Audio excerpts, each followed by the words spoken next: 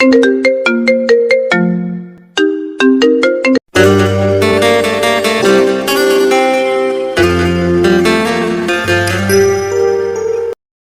নতুন ভালোবাসার গল্প পেতে আমাদের চ্যানেলটি সাবস্ক্রাইব করে পাশে থাকা বেল আইকনে ক্লিক করুন।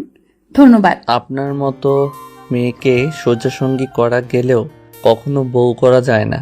স্বনামধন্য এমপি ইশতিরাক এহসান মুসাবের মুখ থেকে এ ধরনের কথা শুনে লজ্জায় অপমানের চেহারা এইটুকু হয়ে যায় অনুত্থা ইবনাতের মুখের রানে।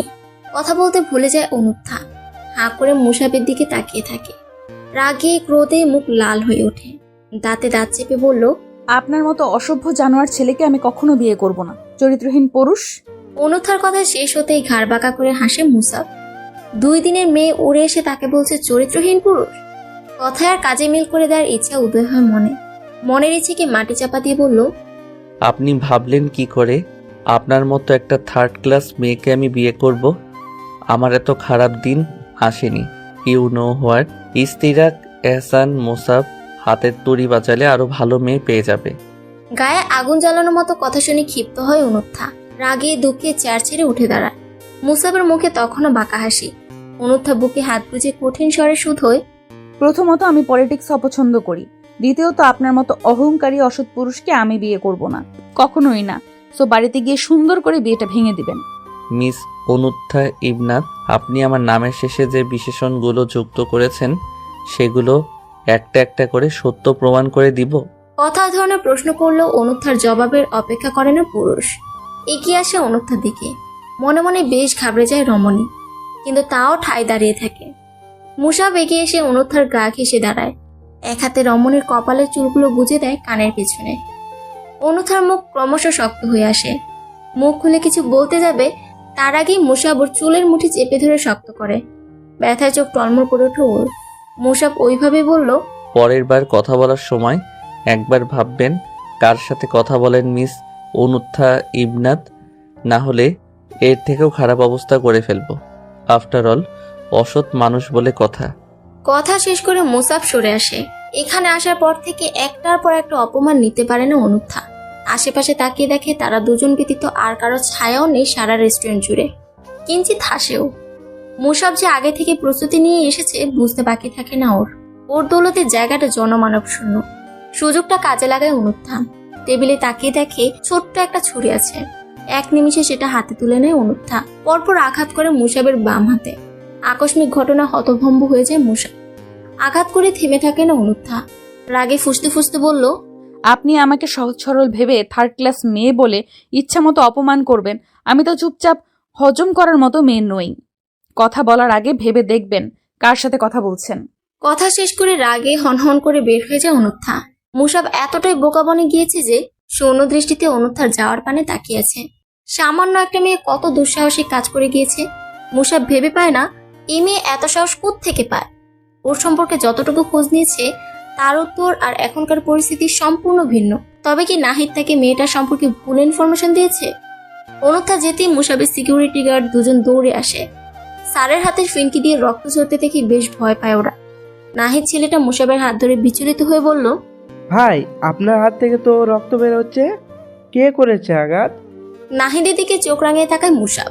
তেরাভাবে জবাব দেয়, অনুত্থা ইবনাতকে ডেকে আনো, দেখিয়ে দিবে কিভাবে আঘাত করেছে। হাতে একটা রুমাল পেঁচিয়ে ওই জায়গা থেকে প্রস্থান করে মুসাব। মনে মনে হিসাব করে কিভাবে অনুত্থা ইবনাতকে শায়েস্তা করা যায়। এত বড় কাজ করেছে, এমনি তো ছেড়ে দেওয়া যায় না। তার জন্য যদি ওই বেয়াদব মেয়েকে বিয়ে করতে হয় তাতেও রাজি আছে মুসাব। কিন্তু ওর মনে হয় না সামান্য একটা মেয়েকে শায়েস্তা করার জন্য ওকে বিয়ে করতে হবে। এ ধরনের মেয়ে বিয়ে করতে বলে কিভাবে ওর দাদু? মেধা, মিশকা আর রাহি 3 বান্ধবী হাসি ঠাট্টা করতে করতে ভার্সিটি চত্বর থেকে বের হয়। মেধা রাহির বাহুতে চাপ দিয়ে বলল, যাবি তো এখন আবিদ ভাইয়ের সাথে দেখা করতে। এদিকে আমাদের চাঁদেও চেনে না, সূর্যও চেনে না।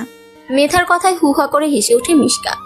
রাহি মুখ ভোতা করে বলল, 3 জনের মধ্যে একজন মিঙ্গেল হলে যা হয়। তোর আশিকের অভাব আছে? ওই দেখ মুগ্ধ ভাইয়া, নিশ্চয়ই তোর জন্য অপেক্ষা করছে। ওদের থেকে কয়েক হাত দূরে মুগ্ধ বাইকে হেলান দিয়ে দাঁড়িয়ে আছে, হাতে মোবাইল, দৃষ্টি সেথা। যে কেউ দেখলে বলবে ছেলেটা এখানে দাঁড়িয়ে মোবাইল টিপে অলস সময় কাটায়। অথচ মোদ্দা কথা হলো মেধার জন্য অপেক্ষা করছে ছেলেটা। ও তাকে পাশ কাটিয়ে যাবে, যাওয়ার সময় পথ আটকে 2-1 কথা বলবে, বিরক্ত করবে। এই জিনিসটা ওদের ফ্রেন্ড সার্কেলের কাছে সাধারণ বিষয় বলে মনে হলেও মেধার মনে হয় বখাটেপনা। একটা বখাটে ছেলে আরেকটা মেয়ের পথ আটকে উল্টোপাল্টা কথা বলে। মেধা ওদেরকে চোখের ইশারায় বলল পায়ের গতি বাড়িয়ে দিতে। তিনজনে জোরে হেঁটে মুগ্ধকে ক্রস করতে নিলে ছেলেটা বলে ওঠে, এই সুন্দরী রমণী, এভাবে চলে গেলে তো বুকে লাগে। পথ আটকে ওদের সামনে যায় মুগ্ধ। বিরক্ত হয় মেধা। ওর ভাই যদি এই ছেলে সম্পর্কে কিছু জানে তাহলে হাত পা ভেঙে গলা ঝুলিয়ে দিবে। মেধা চোখ মুখ কুঁচকে বলল, মুগ্ধ ভাই পথ ছাড়েন। ফোন ধরো না কেন? সিনিয়রের মতো থাকেন না, জুনিয়রদের ডিস্টার্ব করেন কেন? একটু ভুল বলেছ, জুনিয়রদের ডিস্টার্ব করি না, শুধু তোমাকে করি, ভাল লাগে। অতিরিক্ত রাগ হয় মেধার। দাঁতে দাঁত চেপে বলল, আপনি নিশ্চয়ই জানেন আমি কার বোন। ইশতিয়াক এহসান মুসাফ যদি জানে তার বোনকে আপনার মতো একটা বখাটে ছেলে দিনের পর দিন ডিস্টার্ব করে যাচ্ছে, তাহলে নিশ্চয়ই ছেড়ে দেবে না আপনাকে, রাইট? বারবার এক কথা বলবে না। তোমার ভাইকে আমি ভয় পাই না। পথ ছাড়ুন, আপনি কিন্তু আপনার লিমিট ক্রস করতেছেন। তুমি বিরক্ত হলেও কিছু করার নেই, শেষ পর্যন্ত তুমি আমারই হবে। এখন আসি, বাই। রাগে থরথর করে কেঁপে ওঠে মেধা। কত বড় সাহস ছেলেটার! সিনিয়র হয়েছে বলে কি মাথা কিনে নিয়েছে? সবসময় বাড়াবাড়ি করবে। এতক্ষণ নীরব থাকা রাহিয়ার মিশকা বলল, এইভাবে কথা বলিস কেন মেধা? তুই যতটা রিয়েক্ট করিস ভাই কিন্তু তোকে ততটাও জ্বালাই না। মিশকার দিকে রাগের লোকে তাকায় মেধা। মুগ্ধ ততক্ষণে বাইকে টান দিয়ে চলে গিয়েছে। মেধা কিছুটা চেঁচিয়ে বলল, মুগ্ধ ভাইয়ের চামচা, আমার সাথে কি করিস? যা মুগ্ধ ভাইয়ের গলায় ঝুলে থাক। মুখ চুপসে যায় মিশকার। মুগ্ধ কত ভালো একটা ছেলে, অথচ মেধা এমন ভাব করে যেন কি না কি দেখেছে। এ যাতায় রাহি বলল, শোন, মুগ্ধ ভাই কিন্তু যথেষ্ট হ্যান্ডসাম ছেলে। ভার্সিটির অর্ধেক মেয়ে তার জন্য পাগল। সেখানে উনি তোকে চাইছে, তাতে তোর আপত্তি কিসের? তোদের জাতির মুগ্ধ ভাই একটা ছ্যাঁচড়া ছেলে, এত বলার পরও গায়ে লাগে না। এসব ছেলেদের থেকে দূরে থাকাই ভালো। আর একদিন উনি আমাকে ডিস্টার্ব করতে আসলে সোজা তার বাড়িতে বিচার দেব আমি, দেখি কি হয়। রাহি মিশকা দুজনেই হতাশার শ্বাস ফেলে। বলার মতো কিছু খুঁজে পায় না। মুগ্ধর পরিবার সম্পর্কে তারা কেউ অবগত না। ওর পরিবার আছে কিনা বা থাকলেও কেমন হতে পারে সে সম্পর্কে কোনো ধারণাই নেই। সেক্ষেত্রে বলাই যায় আগাম কোনো ঝড়ের সংকেত পেয়েছে ওরা। নিসর্গে বর্ষণের ছোঁয়া, কি অপরূপ দৃশ্য! বর্ষণের প্রেমে পড়েনি এমন মেয়ে বিরল। প্রকৃতির প্রতিটা স্তরে নিজের ছোঁয়া মিশিয়ে দেয়। অনুথা এক মনে বাহিরে তাকিয়ে আছে, প্রতিটা জিনিস খুঁটিয়ে খুঁটিয়ে দেখছে। মুসাবের প্রতিটা কথার ক্ষত থেকে বেরোতে চেষ্টা করে। এই পাগলা পুরুষের কোনো অস্তিত্ব ওর জীবনে নেই। সত্যি কথা তো এটা যে অনুথার সাথে আজ অব্দি কেউ এভাবে কথা বলেনি। পরিবারে বা পরিবারের বাহিরে সবাই ওকে যথেষ্ট স্নেহ করে, যার কারণে মুসাব এভাবে কথা বলাতে বেশ অপমান বোধ করছে। মাথা থেকে কিছুতেই ফেলতে পারছে না। গাড়ি আকস্মিক থেমে যেতেই চমকে ওঠে অনুত্তা। ভাবনা জগৎ থেকে বের হয়ে আশেপাশে তাকায়। বাড়ির সামনে আছে। ঝুম বর্ষণের মাঝেও গাড়ি থেকে বের হয় অনুত্তা। বাড়ি অবধি যেতে আধ ভেজা হয়ে যায়। দুয়ারে দাঁড়াতেই ছোট চাচুর বউ পপি বেগমের সামনে পড়ে যায়। ভদ্রমহিলা ওকে দেখে বেশ চমকে যায়। তড়িঘড়ি করে এগিয়ে এসে বলল, সে কি অনু, এভাবে ভিজেছিস কেন? তুই মুসাবের সাথে দেখা করতে যাসনি? গিয়েছিলাম। ছোট্ট করে উত্তর দেয় অনুত্থা। এরপর তাকে আর কেউ খুঁজে পায় না। রুমের দরজা সেই যে বন্ধ করেছে আর খুলেনি। রাত 11টার কাছাকাছি হবে। পূর্ণা বেগম মেয়ের রুমের সামনে আসে চিন্তিত মুখে। মেয়েটা সেই যে কামরার দূর বন্ধ করেছে এখনো কোনো খোঁজ নেই। আসার পর কিছু মুখেও দেয়নি। এদিকে তার গুণধর ছেলের খোঁজ নেই। সেই যে সকালে ক্যাম্পাসে গিয়েছে এখনো বাসায় ফিরেনি। পূর্ণা বেগম বেশ কয়েকবার দৌড়ে নক করলে বের হয় অনুত্থা। ঘুম ঘুম চোখে বিরক্ত হয়ে বলে, কি হয়েছে মা, এমন করছো কেন? তোরা দুই ভাই বোন কি আমাকে শান্তি দিবি না? এমন শুরু করেছিস কেন? মাথা ব্যথা করছিল তাই ঘুমিয়েছি, এখন সেটা কি আমার দোষ? কুঞ্চিত ভ্রু সোজা করেন পূর্ণা বেগম। তড়িঘড়ি করে মেয়ের কপালে গলায় হাত দিয়ে বরফ করে নেয় একবার। এরপর আদেশের স্বরে শুধ হয়, ফ্রেশ হয়ে নিচে আসো জলদি। তোমার বাবা না খেয়ে বসে আছে তোমাদের জন্য। আর মুগ্ধকে ফোন করে জিজ্ঞেস করো কোথায় আছে, কখন আসবে। অনুতা ঠিক আছে বলে ফ্রেশ হতে চলে যায়। মাথা টনটন করছে। খেতে ইচ্ছে না থাকা সত্ত্বেও বাবার মুখের দিকে তাকিয়ে খেতে বসে অনুত্থা। আরশ রহমান মেয়েকে দেখে প্রথমে জিজ্ঞেস করে, আজাদের ছেলের সাথে দেখা করছো তুমি, নাকি এখানেও ব্যস্ততা? ওই লোকের কথা শুনে অনুত্থা মুখের খাবারগুলো এমন ভাবে চিবোয় যেন সে ভাত নয়, আস্ত মুসাব নামের ছেলেটাকে বসে বসে চিবিয়ে খাচ্ছে। বেশ শক্ত স্বরে জবাব দেয়, আমি ওই বেয়াদব ছেলেকে বিয়ে করব না। প্রথম সাক্ষাতে কাউকে বেয়াদব বলা জিনিসটা পছন্দ হয় না আরশ রহমানের। মুসাব যথেষ্ট ভালো ছেলে, যদিও তিনি রাজনীতি অপছন্দ করেন, তারপরও ছেলেটা মুসাব কারণে এই বিয়েতে তিনি মতামত দিয়েছেন। তাও প্রিয় বন্ধুকে পই পই করে জানিয়ে দিয়েছে, আমার মেয়ের মতামত নিয়ে তারপরেই সব হবে, আমি ওর মতামত না নিয়ে এগোতে চাইছি না। এখন যদি ওর মুসাবকে অপছন্দ হয়ে থাকে তাহলে সেটা সরাসরি বলে দিলেই হয়, এভাবে বেয়াদব বলে খ্যাত করার কি আছে? আরশ রহমান মেয়েকে বুঝিয়ে বলল, তুমি বিয়ে করতে চাও না, আমরা তোমাকে জোর করব না। আজ অবধি তোমাকে কোনো কিছুই জোর করিনি, কিন্তু প্রথম দেখাতে কাউকে বেয়াদব বলা উচিত না। বেশি কথা বাড়ায় না অনুত্থা। বাহিরের একটা ছেলের জন্য বাবা তাকে কথা শুনিয়েছে, এটাও মেনে নিতে পারে না। ঠিক ওই সময়টাতেই ওর পাশের চেয়ার টেনে বসে পড়ে মুগ্ধ। সারাদিনের ঘটনা আর এখনকার ঘটনা মিলিয়ে মেজাজ খারাপ আছে অনুত্থার, তাই সারাদিনের সমস্ত রাগ উগলে দেয় মুগ্ধর উপর। সারাদিন কোথায় ছিলে তুমি? ক্যাম্পাসে। ক্যাম্পাসে রাত 11টা পর্যন্ত ক্লাস হয়? মুখ ফ্যাকাশে হয়ে যায় মুগ্ধ, কিছু না বলে খাওয়ায় মন দেয়। ওর থেকে জবাব না পেয়ে মেজাজ আরো বিগড়ে যায় অনুত্থার। চেঁচিয়ে বলল, আমি তোমাকে লাস্টবারের মতো ওয়ার্নিং দিচ্ছি মুগ্ধ, ঠিক করে চলাফেরা করো। তুমি যেভাবে চলাফেরা করো এটা আমার পছন্দ না। সারাদিন নেতাদের পেছনে ঘুরবে, তাদের চামচামি করবে, এসব আমি চাই না। পলিটিক্স থেকে দূরে থাকো। আর তুমি যাদের সাথে চলো তাদের একজনও সামাজিক না। আমি কি বলেছি বুঝতে পেরেছো? মাথা নেড়ে হ্যাঁ বলে মুগ্ধ। বড় বোন অনুত্থা ইবনাতকে সে ভয় পায় এমন না, একমাত্র আদরের বোনকে নিজের সবটুকু দিয়ে ভালোবাসে, সম্মান করে। বোন বলতে সে কতটা পাগল এই সম্পর্কে সকলেই কম বেশি অবগত। এক জীবনে বোন আর অন্যের রমণীর পিছনে যেভাবে হেঁটেছে, এছাড়া আর কোনো মেয়ের দিকে চোখ তুলেও যায়নি। অথচ সেই রমণী বুঝলে তো। ইজি চেয়ারে হেলান দিয়ে বসে আছে মুসাব, রাগে মাথায় রক্ত উঠে গিয়েছে। সারাদিনের কর্মব্যস্ততায় অনুত্থা নামক রমণীর কথা ভুলেই বসেছিল সে। পার্টি অফিস বিভিন্ন মিটিং সামলে কেবল বাড়ি ফিরেছে, কিন্তু এখন কিছুতেই মেয়েটার করা অপমান মেনে নিতে পারছে না। চিবুক ঝুলে গেছে। বাড়িতে আসার পর এক দফা রাগ দেখানো শেষ। মুসাব একবার আঘাতপ্রাপ্ত স্থানে হাত বুলিয়ে দেয়। অনুথার চেহারা ভেসে ওঠে। কলাপাতা রঙের শাড়ি পরা আবেদনময়ী এক নারী তার দিকে অগ্নিঝরা দৃষ্টিতে তাকিয়ে আছে। মুসাব হাতে ধরা অনুথার সমস্ত বায়োডাটার দিকে একবার চোখ বুলিয়ে বিড়বিড় করে বলল, ডাক্তার অনুত্থা ইবনাত, কার্ডিওলজিস্ট, বয়স 24, বাবা মায়ের একমাত্র কন্যা, ছোট একটা ভাই আছে, নাম মীর মুগ্ধ। মীর মুগ্ধ নামটা বিড়বিড় করে 2 বার উচ্চারণ করে পৈশাচিক হাসে মুসাব। কপালে এক পাশ চুলকে এদিক সেদিক তাকিয়ে নিজের হাসি মাখা মুখ লুকায়। ঠিক ওই সময় নিজের পিতাকে নজরে আসে, দরজার সামনে এসে দাঁড়িয়েছে। মুসাব উঠে দাঁড়িয়ে বাবাকে ভেতরে আসতে বলল। আজাদ সাহেব এগিয়ে এসে ছেলের পাশে বসলেন, রাগত স্বরে বলল, তুমি অনুমাকে কি বলেছো যে মেয়েটা বিয়ে ভেঙে দিয়েছে? তোমার অনুমা বিয়ে ভেঙে না দিলেও আমি দিতাম। ওই রাস্তার মেয়েকে বিয়ে করতে পারবো না আমি। ছেলের আচরণে স্তব্ধ হয়ে যায় আজাদ সাহেব। এই কেমন আচরণ? বাবার সাথে এইভাবে কথা বলছে মানে? অনুথার সাথে আরো বাজে আচরণ করেছে। তিনি রাগে লুকে ওর দিকে তাকিয়ে বলল, এ কেমন আচরণ তোমার? শুনো মুসাব, তুমি যতই তেরামি করো না কেন, বিয়ে তোমার অনুমাকেই করতে হবে এবং তুমি আমার কথা মেনে নিতে বাধ্য। রাগে থরথর করে কেঁপে ওঠে মুসাব। হাতের কাছে মোবাইল পেয়ে সেটা আছাড় দেয়। পানির জগ দেখি সেটাও ছুঁড়ে ফেলে দেয় ফ্লোরে। বিকট শব্দে চূর্ণ বিচূর্ণ হয়ে যায় জগটা। মুসাব হিসিয়ে বলল, অসম্ভব, আমি ওই মেয়েকে বিয়ে করতে পারবো না। এতে তোমার যা করার করে নাও। অন্ধকার এক রুমে হাত পা বাঁধা অবস্থায় পড়ে আছে অনুত্থা। হাত পায়ের সাথে মুখেও কাপড় বাঁধা। মেয়েটা একটু ছাড় পাওয়ার জন্য ছটফট করতে থাকে। অন্ধকার রুমে দম বন্ধ হয়ে আসার জোগাড়। সকালে বাড়ি থেকে বের হয়ে হাসপাতালে গিয়েছিল। সেখান থেকে ফেরার পথে মূলত বিপত্তি বাধে। অনু থেকে হঠাৎ করে কতগুলো লোক এসে তুলে নিয়ে যায়। হাজার চিৎকার চেঁচামেচি করেও লাভ হয় না। শেষে নেতিয়ে পড়ে সে। চারদিকে চোখ বুলে একবার দেখে নেয়। পুরা রুম জুড়ে একটা চৌকি আর একটা টেবিল আছে, সাথে একটা চেয়ার যেটাতে সে এখন বসে আছে। রাগে চোখ মুখ লাল হয়ে আছে মেয়েটার। তার ধারণা যদি ভুল না হয় তাহলে তাকে এখানে মুসাব এনেছে, কিন্তু কোথায়?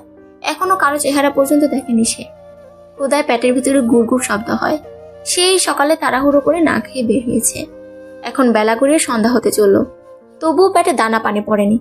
অনুথা একদিকে ক্ষুধার জ্বালা, অন্যদিকে মুসাবের উপর তীব্র রোশানালে যখন ফেটে পড়ে, ঠিক তখনই সা করে দৌড় খুলে যায়।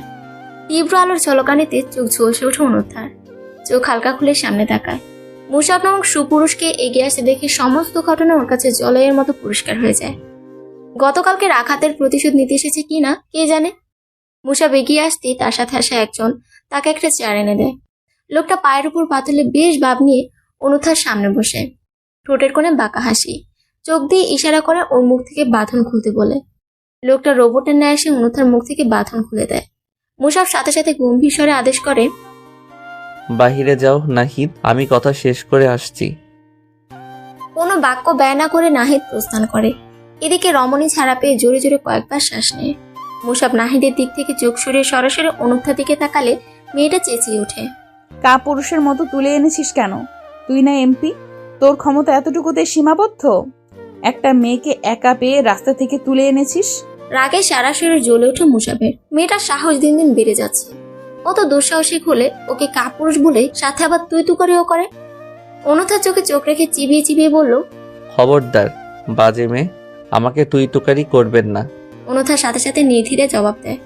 100 বার বলবো, 1000 বার তুই বলবো। তুই আমাকে এখানে এনেছিস কেন সেটা বল। নিজের রাগ কন্ট্রোল করতে পারে না মুসাফ। ঠাস করে চর বসিয়ে দেয় অনুথার গালে। আকস্মিক থাপায় স্তব্ধ হয়েছে অনুথা।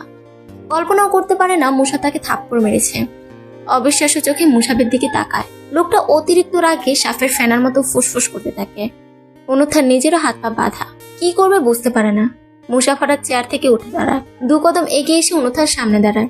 কিছুটা নিচু হয়ে অনুথার সমান হয়ে 2 হাতে ওর চিবুক চেপে ধরে। বেশ রাগ নিয়ে বলল, এক ভুল বারবার করলে এর থেকে চরম খারাপ অবস্থা করে ফেলবো। মিস অনুথা ইবনাথ, ভুলে যাবেন না আপনি কার সাথে লাগতে আসছেন। চর খেয়েও দমে যায় না অনুথা। মুসাফকে ঘিরে মনে জন্ম নেয় তীব্র ক্ষোভ। মুসাফ কথা শেষ করে আবার নিজের জায়গায় এসে বসে। সে অনুথাকে ছেড়ে দিতে মেয়েটা একদলা থুথু ফেলে পাশে একরাশ ঘৃণা প্রকাশ করে বলল, তোর মতো অমানুষের সাথে আমি লাগবো সেটা ভাবিস কিভাবে তুই? আগে আমার লেভেলে আয়, তারপর লাগতে আসার কথা বলিস। মুসাফ মাথা কাত করে শ্লেষাত্মক হেসে বলল, কোন লেভেলে যাওয়ার কথা বলছেন? নিজের ছবি দেখিয়ে 1000টা ছেলের সাথে প্রেম করে টাকা হাতিয়ে ব্রেকআপ করে তারপর আপনার লেভেলে যাওয়ার কথা বলছেন? অবাক হয়ে তাকায় অনুথা। এই লোকটা কি পাগল হয়ে গিয়েছে? কি উল্টোপাল্টা বকছে এসব? ওকে এভাবে তাকাতে দেখে ফুঁসে ওঠে মুসাফ। কিছুটা চেঁচিয়ে বলল, এমনভাবে তাকান মনে হয় ভাজা মাছটাও উল্টে খেতে পারেন না। আপনাকে তো দয়া করে এখানে তুলে এনেছি আমি, কিন্তু আপনার স্থান তো রাস্তায়। মুসাফের কথাগুলো সহ্য সীমার বাহিরে চলে যায়। অনুথা কথার আগা মাথা না বুঝলেও তাকে এভাবে কথা বলাতে চোখ রাঙিয়ে বলল, খবরদার উল্টাপাল্টা কথা বলবেন না। আপনি কি এমপির আসনে বসে আছেন? আধো সে আপনার আসনের যোগ্য? আপনি জনগণ আপনার আসল রূপ দেখেনি এখনো। হু হা করে হেসে উঠল মুসাফ। তাকে হাসি দেখে ঘৃণার তীব্রতা ক্রমশ বাড়তে থাকে ওর। অনুথা চোখ সরিয়ে নেয়। মুসাফ দাঁতে দাঁত চেপে বলল, যে মানুষটা যেমন সে আমার তেমন রূপটাই দেখে। আপনি নিশ্চয়ই মুখোশ পরে আছেন, তাই আমাকে মুখোশের আড়ালে দেখতে পাচ্ছেন না ঠিক মতো। মেজাজ খারাপ হয় অনুত্তার।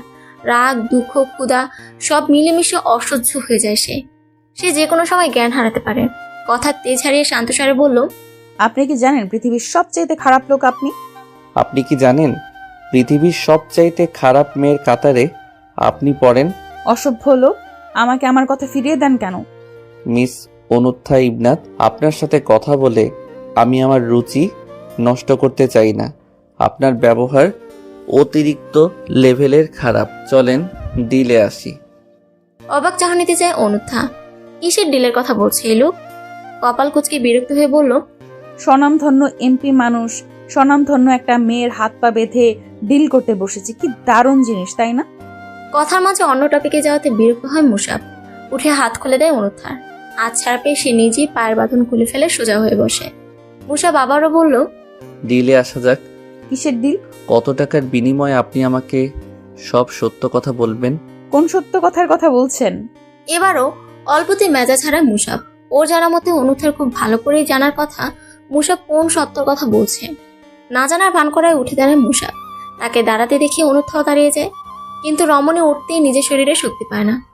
টানা এত ঘন্টা অনাহারে থাকায় নিজের ভারসাম্য হারিয়ে ফেলে। ধপ করে নিচে পড়ে যেতে নিলে মুসাফ এক হাতে কোমর চেপে ধরে রমণী। অবাক হয়ে তাকিয়ে দেখে অনুথা নামক রমণী জ্ঞান হারিয়ে ফেলেছে। মুসাফ ওকে কোলে তুলে নিয়ে বাঁকা হেসে বলল, বারে বারে ঘুঘু তুমি খেয়ে যাও ধান। এবার দেখি কি করে পালান আপনি, আর আমিও এর শেষ দেখে ছাড়বো। রবি শশীর উন্মুখ তল্ল চারদিকে ছড়িয়ে পড়ে। রিক্ত প্রকৃতি জুড়ে বিহঙ্গের কিচিরমিচির মিষ্টি শব্দে আন্দোলিত হয়ে এক নব্য দিনের সূচনা হয়। ভোরের আলো ফুটতে শুরু করেছে। মুসাবের চোখে ঘুম নেই।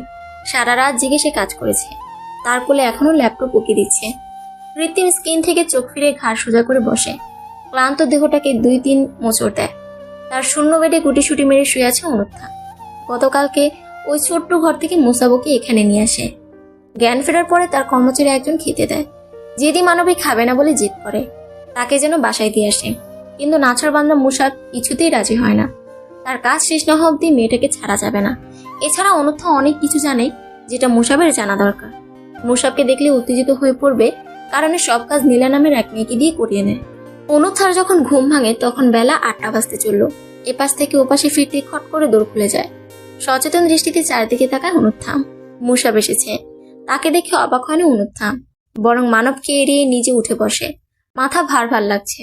বাড়িতে সবাই টেনশন করছে, কখন বাড়ি যেতে পারবে কে জানে। মুসাব এগিয়ে এসে অনুথার হাতে একটা প্যাকেট এগিয়ে দেয়। ফ্রেশ হয়ে রেডি হয়ে নেন। অনুথা সরল মনে প্যাকেটটা হাতে নেয়, ভাবে হয়তো তাকে বাড়ি দিয়ে আসবে। কিন্তু প্যাকেট খুলে হাঁ হয়ে যায়। একটা লাল বেনারসি সহ যাবতীয় জিনিস আছে। সকাল সকাল উল্টাপাল্টা কাজ দেখে বিরক্ত হয় অনুথা। এসব কি? হ্যাঁ, মুসাব শান্তস্বরে শোধ হয়। রেডি হতে বলছি। আমার তো বিয়ে না, তাহলে এসব পরবো কেন? বাঁকা হাসি মুসাব অলস ভঙ্গিতে অনুথার পাশে বসে। কে বলেছে আপনার বিয়ে না? একটু পর আপনার বিয়ে হবে, জানেন না আপনি? চিবুক শক্ত হয়ে আসে অনুথার। কখন কি করে বসে ঠিক নাই। নিজেকে যথেষ্ট ঠান্ডা রেখে বলল, ইশতিরাক এহসান মুসাব, সকাল সকাল আমাকে জোক শোনাবেন না। এসবে হাসি পায় না। কোনটা জোকস আর কোনটা রিয়েল সেটা তো আপনি রেডি হয়ে আসার পর বুঝতে পারবেন। রেডি হয়ে কাকে বিয়ে করব আমি? আমিহীন আপনার অন্য কোনো অপশন থাকতে পারে? চোখ বন্ধ করে নেয় অনুথা। নতুন করে মুসাবের সাথে ভেজাল করার স্বাদ মনে জাগেনি। শান্ত স্বরে আওড়ায়, আপনাকে আমি আগেও বলেছি, এখনো বলছি, আমি আপনাকে বিয়ে করব না। আপনি একটা অমানুষ। মুসাব গত রাত থেকে নিজেকে বুঝিয়েছে সে অল্পতেই রাগারাগি করবে না। কিন্তু একটার পর একটা প্রশ্ন সাথে ওর এসব কথা জাস্ট নিতে পারে না সে। চোখ রাঙিয়ে বলল, যার সাথে প্রেম করছো তাকে বিয়ে করতে পারবে না তো কাকে বিয়ে করবা? মুসাবের কথা শুনে অনুথা যেন আকাশ থেকে টুপ করে মাটিতে পড়ে। এসব ভিত্তিহীন কথা এই অদ্ভুতরে মানব বলছে কেন? ইহজীবনে কখনো প্রেম করেছে বলে তার মনে পড়ে না। সে মুসাবকে কিছুটা অবাক হয়ে বলল, মানে আমি কেন প্রেম করতে যাব? আমার সাথে নাটক করবেন না। আপনার নাটক দেখে দেখে গত 5 বছর আগেই আমি বিরক্ত হয়ে গিয়েছি। এখন আবার সেগুলো নতুন করে আবিষ্কার করবেন না প্লিজ। যা বলছি তাই করুন। অনুথা নিজের কাছে নিজেকে এত অসহায় লাগে বলার বাহিরে। মুসাব কি বলছে সব ওর মাথার উপর দিয়ে যাচ্ছে। এমনটা হওয়ার কথা না। অসহায় স্বরে আওড়ায়, আমি এক জীবনে কখনোই প্রেম করিনি। আপনি এসব ভিত্তিহীন কথা বলে এর ভুক্তভোগী আমাকে বানাবেন না। মুসাব এসব কথা অভ্যস্ত অনেক আগে থেকেই। তখন বলতো ফোনে, এখন বলছে সরাসরি। এ ধরনের বাজে মেয়েকে বিয়ে করার ইচ্ছে মুসাবের ছিল না। কিন্তু অন্য এক জায়গায় সে অসহায় হয়ে নিজের কাছে হার মানে। মুসাব ভালো করে বুঝতে পারে অনুথা সহজে কি বিয়ে করবে না। হয়তো ভেবেছি ওর সব পাপ সামনে এনে জেলে ভরে দিবে। এক পেশে হাসে মানব। শার্টের হাতা ফোল্ড করতে করতে বলল, বিয়ে করে নিজের জীবন বরবাদ করতে চান নাকি নিজের ভাইয়ের লাইফ বরবাদ করতে চান? আপনি হয়তো জানেন না, আপনার আদরের ভাই দিনের পর দিন আমার বোনের পেছনে ঘুরে ওকে ডিস্টার্ব করে। আপনি কি জানেন আমি এর বিরুদ্ধে লিগ্যাল অ্যাকশন নিলে আপনার ভাইয়ের কি অবস্থা হতে পারে? এই এক জায়গায় খুব দুর্বল অনুথা। নিজের ভাই, পরিবারের সদস্যদের জন্য সবকিছু করতে পারবে। মুসাবের লাস্ট কথা ওর বিশ্বাস হয় না। ওর ভাই আর যাই হোক, যাই করে সবকিছু কম বেশি ওকে বলে। মেনে নিতে পারে না। অবিশ্বাস্য চোখে মুসাবের দিকে তাকালে লোকটা তাড়া দেয় রেডি হওয়ার জন্য। অপেক্ষা করে না লোকটা। প্যাকেটটা পুনরায় ওর হাতে ধরিয়ে দিয়ে বের হয়ে যায় কামরা থেকে। চোখ টলমল করে ওঠে অনুথার। বাবাকে ছাড়া এক পা না নড়া মেয়েটা তাকে ছাড়া বিয়ে করবে ভেবেই হামা করে কেঁদে ওঠে মানবী। কিছুতেই নিজেকে সান্ত্বনা দিতে পারে না। প্রায় 1 ঘন্টা পরে শুধু শাড়ি পরে বের হয় রমণী।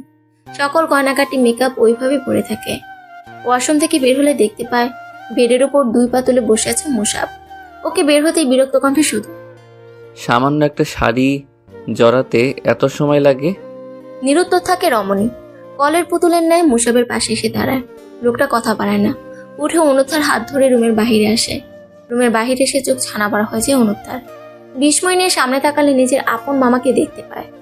মামা মুসাবের বাবা একটা সোফায় বসে আছে, আরেকটা সিঙ্গেল সোফায় কাজে বসে আছে। অনুথা মামাকে দেখে কথা বলতে ভুলে যায়। মুসাব তাকে নিয়ে ওদের বরাবর বসে। মামা, তুমি এখানে কি করছো? তুমি এই বিয়েতে রাজি আছো? ওর মামা আফজাল হোসেন মৃদু হেসে বলল, মুসাব খুব ভালো ছেলে।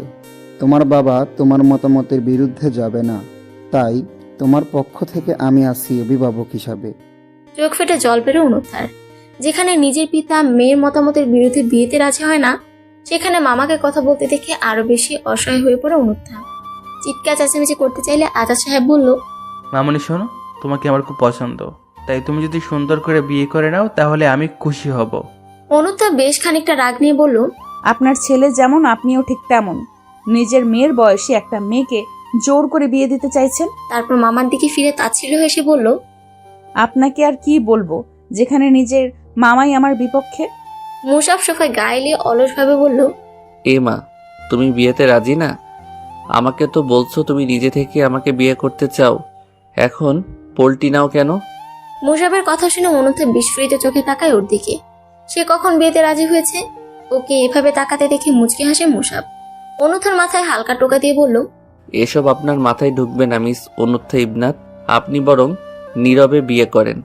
এরপর কাজীর দিকে তাকিয়ে বেশ রাগ নিয়ে বলল, আর কতক্ষণ কাজী সাহেব, বিয়ে পড়ানো শুরু করেন। অনুত্থা কঠিন চোখে মামাকে একবার পরখ করে নেয়। ওর মামা বাড়ির সবাই ওকে যথেষ্ট স্নেহ করে, সেখানে মামা তো তাকে একেবারে মাথায় তুলে রাখে। কোনো না কোনো গন্ডগোল তো অবশ্যই আছে। মামা এমনি এমনি এই বিয়েতে রাজি হয়নি, কিন্তু নীরবে নিজের জীবন বলি দেওয়ার মতো মেয়ে অনুত্থা নয়। মনে মনে পৈশাচিক হাসে, প্ল্যান সাজে কিভাবে কি করবে। হুট করে মনে আসতেই উগড়ে দেয়, আমি এখন বিয়ে করব ঠিকই, কিন্তু বিয়ে করার পর আমি আর নিজেকে রাখবো না, শেষ করে দিব। আকস্মিক এ ধরনের কথা শুনে উপস্থিত সবাই চমকে ওঠে। মুসাফ ভেতরে ভেতরে ঘাবড়ে যায়, কিন্তু শান্ত স্থির নজর অনুর থাকতে রেখে স্বাভাবিকভাবে বলল, মিস অনুত্থা ইবনাত, কোনো রকম চালাকি করবেন না। বিয়ে করতে বলেছি, চুপচাপ বিয়ে করে নেন। মুচকি হাসে অনুত্থা। বেশ রয়ে শুয়ে বলল, আমার তো বিয়ে করতে আপত্তি নেই ইশতিয়াক এহসান। আমি বলেছি কবুল বলার পর নিজেকে শেষ করে দিব। আফজাল হোসেনের পেটের ভেতর মোচড় দিয়ে ওঠে। মুসাফ কিংবা আজাদ সাহেব অনুত্থাকে না চিনলেও তিনি বেশ জানেন। তড়িঘড়ি করে বলে উঠলেন, মা অনু, বিয়েটা করলে তোর জন্যই ভালো হবে। পাগলামি করিস না মা। কি ভালো হবে মামা? আমার জীবন আমি জানি না কোনটাতে আমার ভালো হবে আর কোনটাতে খারাপ। আর যাই হোক, একজন পলিটিশিয়ানকে বিয়ে করে ভালোর আশা আমি কখনো করি না। কঠোর স্বরে আওড়ায় অনুত্থা। এদিকে চোখ মুখ শক্ত হয়ে আসে মুসাফের। রাগে গা পিত্তি চলে যাচ্ছে। অনুত্থার দিকে নজর না দিয়ে কাজীকে ধমকের সুরে বলল, আপনার কানে কথা যাচ্ছে না? বিয়ে পড়ানো শুরু করেননি কেন এখনো?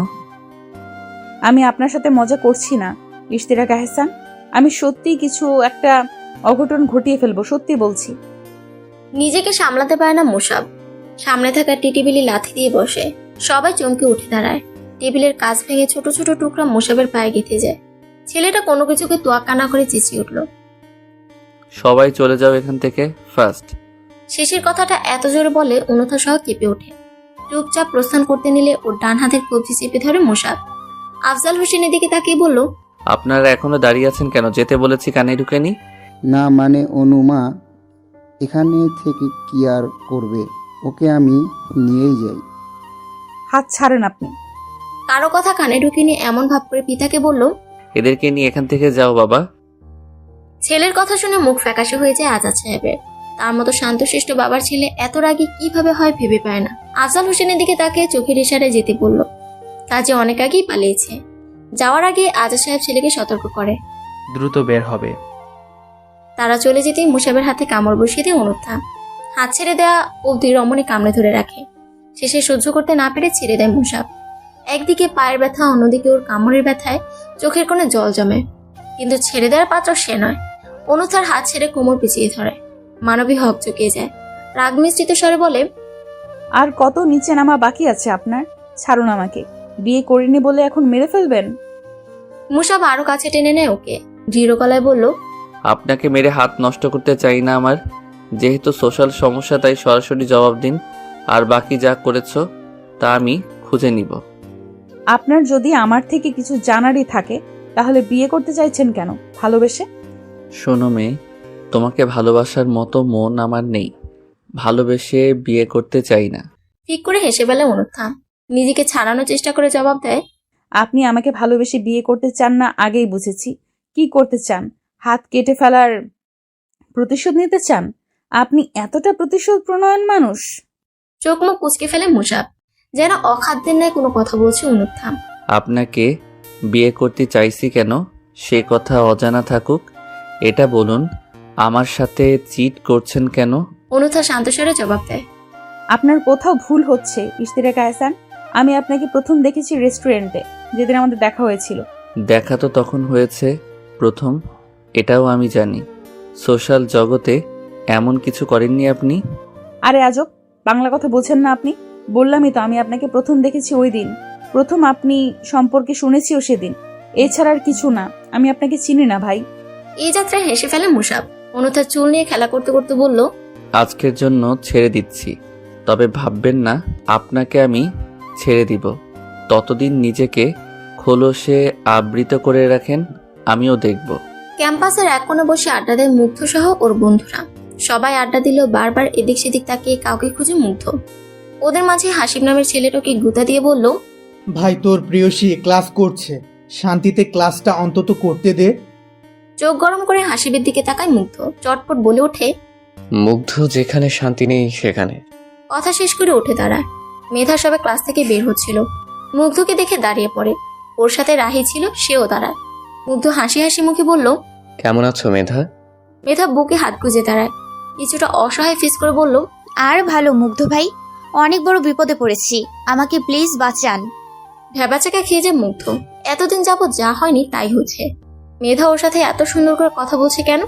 সত্যি কিছু হয়েছে নাকি এটা ওর কোনো চাল? মুগ্ধ অবাক হয়ে বলল, কি হয়েছে?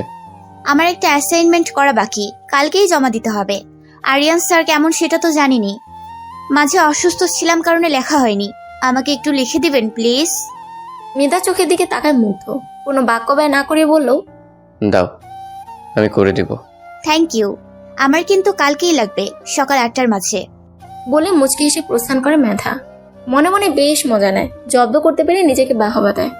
সকাল 8টা বাজতে চলল। ক্লাসের সামনে সমান তালে পায়চারি করছে মেধা। 8টার আগে মুগ্ধর আসার কথা, অথচ এখনো ছেলেটা দেখা পায়নি। এদিকে ক্লাসের সময় হয়ে গিয়েছে। অপেক্ষা করতে করতে বিরক্ত হয়ে যায় মেয়েটা। শেষে সিদ্ধান্ত নেয় ক্লাসে ফিরে যাবে। রাহির দিকে বিরক্ত চোখে তাকিয়ে বলে, মুগ্ধ ভাইয়ের চামচা, তোর মুগ্ধ ভাই কই এখন? মুখ চুপসে যায় রাহির। কাঁদো কাঁদো গলায় বলল, এখনো তো 8টা বাজেনি, চলে আসবে, অপেক্ষা কর। তাছাড়া তোর তো অ্যাসাইনমেন্ট করা আছেই, হুদাই বেচারাকে এত কষ্ট দিচ্ছিস কেন? তা ছিল হাসি মেধা, কঠিন স্বরে শুধু। আমাকে এমনি এমনি ডিস্টার্ব করবে এত সোজা? সে যে অ্যাসাইনমেন্ট করবে না এটা আমি আগে থেকেই জানি। ক্লাসে চল। মেধা আর রাহি ক্লাসে গিয়ে বসে। মেধার মুখে বিশ্বজয়ের হাসি। বারবার বলছে সামান্য একটা কাজে তোর মুগ্ধ ভাইয়ের ভালোবাসা উড়ে গেছে। আর তা নীরবে শ্রবণ করছে রাহি। ক্লাসে স্যার ঢুকার 1 মিনিট আগে মুগ্ধ আসে। সিনিয়র ক্রাশ বয়কে দেখে মেয়েরা নড়ে চড়ে বসে। কেউ চুল ঠিক করে, তো কেউ হিজাব ঠিক করতে ব্যস্ত হয়ে পড়ে। মুগ্ধ কারো দিকে না তাকিয়ে সোজা মেধার কাছে আসে। ওর সামান্য অ্যাসাইনমেন্ট দেখিয়ে ধীর গলায় বলল, পুরোটা আছে, তারপরও একবার দেখে নিও। এদিকে মুগ্ধ দিকে হতভম্ব হয়ে তাকিয়েছে মেধা। সে আশা করেনি এক রাতের মাঝে লোকটা পুরোটা শেষ করবে। সে মুগ্ধর লাল চোখের দিকে তাকিয়ে থাকে। ছেলেটা কথা শেষ করে অপেক্ষা করে না, সাথে সাথে প্রস্থান করে। রাহিও কি হালকা ধাক্কা দিয়ে ফিসফিস করে বলে, কি রে, বলেছিলাম না ভাইয়া তোর অ্যাসাইনমেন্ট করে দেবে, প্রমাণ হলো তো। মেধা নিজের হতভম্বতার রেশ কাটিয়ে উঠতে পারে না, অবাক চোখেই বলল, সে কি সারা রাত ঘুমায়নি? চোখ মুখ দেখে তো মনে হয় ঘুমাওনি, বাকিটা উনি জানে। মেধা নিচের দিকে তাকায়। এখনো বিশ্বাস হচ্ছে না মুগ্ধ এই কাজটা সত্যি করেছে। আবার মনে মনে খুশিও হয় ছেলেটাকে জব্দ করতে পেরে। বেডের উপর অলস ভঙ্গিতে উপর হয়ে শুয়েছে অনুত্থা। মাথায় মুসাবের বলা কথাগুলো ঘুরপাক খাচ্ছে। মুসাবের সব কথা মিলালে এটা দাঁড়ায় যে অনুত্থা মুসাবের সাথে সোশ্যাল অ্যাকাউন্ট দিয়ে প্রেম করেছে এবং দিন শেষে তাকে ধোঁকা দিয়েছে। কিন্তু অনুত্থা তো নিজের সম্পর্কে অবগত। নিজের মেডিকেলে পড়ালেখা, পরিবারকে সময় দিয়ে সে সামাজিক যোগাযোগ মাধ্যমে খুব বেশি অ্যাক্টিভ থাকতে পারে না। আগেও কখনো অ্যাক্টিভ ছিল না, এখনো খুব বেশি না। তাহলে মুসাব এই কথাগুলো কেন বলছে? তার মুখভঙ্গি দেখে তো মনে হয়েছিল সে সত্যি বলছে। কিন্তু অনুতা কিছুতেই নিজের হিসাব মিলাতে পারছে না। মোবাইল হাতে নিয়ে কুমির মানব নামে সেভ করা নাম্বারটা বের করে। ফোন করবি কিনা ভেবে পায়নি। এমপির কি সময় হবে ফোন ধরার? পরক্ষণে এসব চিন্তা মাথা থেকে ছেড়ে ফেলে দেয়। সেই পুরুষ থাকুক তার মতো। অনুত্থা আর ইশতিয়াক এহসান মুসাবকে নিয়ে কিছু ভাববে না। চলে যাক সেই পুরুষ। এমনিতে ওর সাথে যা যা করেছে তাতে সে কখনো এই পুরুষকে ক্ষমা করবে না। প্রতিশোধ তো নিবেই নিবে। মাসখানেক পরের ঘটনা। অন্যথা একটা এতিমখানা এসেছে। ওদের জন্য কিছু করার ইচ্ছে ছিল। নিবৃত্ত কেন্দ্রের গেট দিয়ে ভেতরে ঢুকতে একজন মানুষের মুখোমুখি হয়। মাস্কের আড়ালে থাকা মানুষটাকে চিনতে অসুবিধা হয় না অনুত্থার, বরং অবাক হয় এহসান মুসাবকে এতিমখানা দেখে। গেটের পাশে সুদর্শন পুরুষের কালো রঙের গাড়িটা এতক্ষণে নজর কাটে তার। মুসাব যেন তাকে দেখেও দেখেনি। না চেনার ভান করে গেট পেরোতে নিলে অনুত্থার মাথায় দুষ্ট বুদ্ধি চাপে। মুসাব এগিয়ে যেতে নিলে সে নিজের ডান পা বাড়িয়ে দেয়। পড়ে যেতে নিয়েও নিজেকে সামলে নেয় মুসাব। পরপরই একটা গুলি এসে হাতে লাগে মুসাবের। ব্যথায় কুকড়ে ওঠে লোকটা। গুলির শব্দ শুনে চমকে ওঠে অনুত্তা। মুসাবের দিকে তাকাতেই দেখে হাতগুলি রক্তের ধারা বইছে। মুসাব গুলি ছোড়ার উৎসের দিকে নজর দেয়। লোকটা পালিয়ে গিয়েছে ততক্ষণে। মুসাব এবার সোজাসুজি অনুত্তার দিকে তাকিয়ে বাঁকা হেসে বলে, অপকার করতে গিয়ে উপকার করে দিয়েছেন মিস অনুত্থা ইবনাত। ফেলে দেওয়ার চিন্তাটা দারুণ ছিল, না হলে গুলিটা বুকে লাগতো। মুসাবের কথার দিকে ধ্যান নেই রমণী। সে রক্তাক্ত হাতের দিকে তাকায়, অঝরে রক্ত পড়ছে। শহরের স্বনামধন্য এমপি সিকিউরিটি ছাড়া চলাফেরা করে কিভাবে? যে এমপি নিজেই নিজেকে সামলাতে জানে না, সে সাধারণ মানুষকে কিভাবে সামলাবে? অনুতার কথা গায়ে মাখে না মুসাব। সে কখনো এতিমখানায় সিকিউরিটি নিয়ে আসে না। ওর এখানে আসা সম্পর্কে তেমন কেউ জানে না। তাহলে ওই লোকগুলো কিভাবে মুসাবের খোঁজ পেল? মুসাব নিজেই পৈশাচিক হাসি হেসে বলল, ডাক্তার সাহেবার সামনে একজন জলজ্যান্ত রোগী দাঁড়িয়ে আছে, তার সেবা করবেন না? অমানুষদের পাশ মারাই না আমি। হুহা করে হেসে ওঠে মুসাব। বাম হাতের আঙুল দিয়ে ডান হাত থেকে রক্ত নিয়ে অনুথার গালে লাগিয়ে দেয়। রাগে চোখ বন্ধ করে নেয় রমণী। মুসাবকে চোখ দিয়ে শাসিয়ে বলল, আপনি আসলে একটা অমানুষ। ব্যান্ডেজ করে দেন। অনুথা কিছুক্ষণ রাগে ফুসফুস করে, আবার মুসাবের আহত হাত দেখে নিজের কাছেও খারাপ লাগে। তাই নিজের কঠোরতা দমিয়ে রেখে বলল, ডাক্তারদের নিকট সব রোগী সমান, কারণে আপনাকে সামান্য হেল্প করতেই পারি। মৃদু হাসি মুসাব। চোখ দিয়ে ইশারা করে গাড়িতে গিয়ে বসতে। নিজে গিয়ে গাড়িতে বসে। অনুথা কিছুটা ইতস্তত করে, মনের সাথে যুদ্ধ করে গাড়িতে উঠে বসে। মুসাব নিজে থেকে ফার্স্ট এড বক্স এগিয়ে দেয়। কোনো বাক্য ব্যয় না করে হাত এগিয়ে দেয়। গুলিটা মাংস ছুঁয়ে বের হয়ে গিয়েছে। অনুথা ক্ষতস্থানে তুলা দিয়ে পরিষ্কার করে ব্যান্ডেজ করে দেয়। মুসাব গাড়িতে উঠে ডোর লক করেছিল, যার কারণে কাজ শেষ হলো, বের হতে পারে না রমণী। এদিকে ফোনের মাঝে ডুবে আছে লোকটা। কি এত কাজ করছে কে জানে। শেষমেশ বিরক্ত হয়ে অনুথা বলল, ডোর আনলক করেন, আমার কাজ আছে। এই যাত্রায় মোবাইল রাখে মুসাব। অলস ভঙ্গিতে অনুথার দিকে তাকায়। মেয়েটার গালে এখনো রক্তের চিহ্ন আছে। মুসাব অনুথার কথাকে পাত্তা না দিয়ে রুমাল বের করে হালকা ভিজিয়ে নেয়। রমণীর দিকে এগিয়ে আসতে নিলে পেছনে সরে যায় সে। রাগত্ব স্বরে সুধর, সমস্যা কি? ডোর আনলক করতে বলছি, কাছে আসেন কেন? কথা শেষ করার আগে কষে একটা ধমক দেয় মুসাব। কাছে এগিয়ে এসে গাল চেপে ধরে। সব জায়গায় পাকনামি করতে যাবেন না অনুত্থা ইবনাত। আমি ভুলে যাইনি কিছু, সো বি কেয়ারফুল। কথা শেষ করে রুমাল দিয়ে রক্তগুলো মুছে দেয় লোকটা। পরপর অনুথার গালে নিজের খসখসে ঠোঁট জোড়া চেপে ধরে। আকস্মিক ঘটনায় হকচকে যায় অনুথা। চোখ বড় বড় করে মুসাবের দিকে তাকালে সে বলে ওঠে, এরকম কোনো ইচ্ছা ছিল না আমার, কিন্তু আপনার উল্টাপাল্টা ভাবার কারণে সেটা সত্য করে দিলাম। ইউ শুড গো নাও। রাগে গা পিত্তি জ্বলে ওঠে অনুথার। দাঁতে দাঁত চেপে বলল, পবিত্র পানি কোথায় পাবো বলেন তো? নোংরা গলাটা পরিষ্কার করতে হবে তো। চেঁচিয়ে ওঠে মুসাব। অনুথার গলা টিপে ধরে বলে, ভুলে যাবেন না আপনি একটা ছেলের সাথে লাগতে আসছেন। এর পরিণাম খুব ভয়ঙ্কর হতে পারে। নিজেকে খুব চালাক মনে করবেন না অনুত্থা ইবনাত, নয়তো এখন তো আপনার গাল নোংরা হয়েছে, তখন। কথা শেষ না করে ওর দিকে তাকিয়ে বাঁকা হাসে মুসাব। বাকি কথা বুঝে নেয় অনুত্থা। ঘৃণা চোখ ফিরিয়ে নিয়ে গাড়ি থেকে বের হয়ে যায়। পার্টি অফিসের একটা মিটিং আছে মুসাব। জরুরি মিটিং। পূর্ণ মনোযোগ সেখানেই বিদ্যমান আছে। ডান হাতে সাদা ব্যান্ডেজের অংশটা মাথা উঁচু করে নিজের উপস্থিতি জানান দেয়। ব্যথায় টনটন করলো, সেদিকে কোনো খেয়াল নাই লোকটার। দুই হাত নাচিয়ে দিব্যি ভাষণ দিচ্ছে। আকস্মিক টেবিল কেঁপে ওঠে। মনোযোগ বিনষ্ট হওয়াতে বিরক্ত হয় মুসাব। নিজের ফোন ভাইব্রেট হচ্ছে। নাহিদ কল দিয়েছে। ছেলেটাকে অনুথার খোঁজখবর নিতে বলেছে। সেসব সম্পর্কে কিছু শোনার আশায় বিরক্ত ভাব পাশে রেখে ফোন রিসিভ করে কানে ধরে। ভাই, ম্যামের বিয়ে ঠিক হয়েছে শুনেছি। ওনার বাবা মা কেউ রাজি না, কিন্তু ম্যাম জেদ করেছে এখনই নাকি বিয়ে করবে।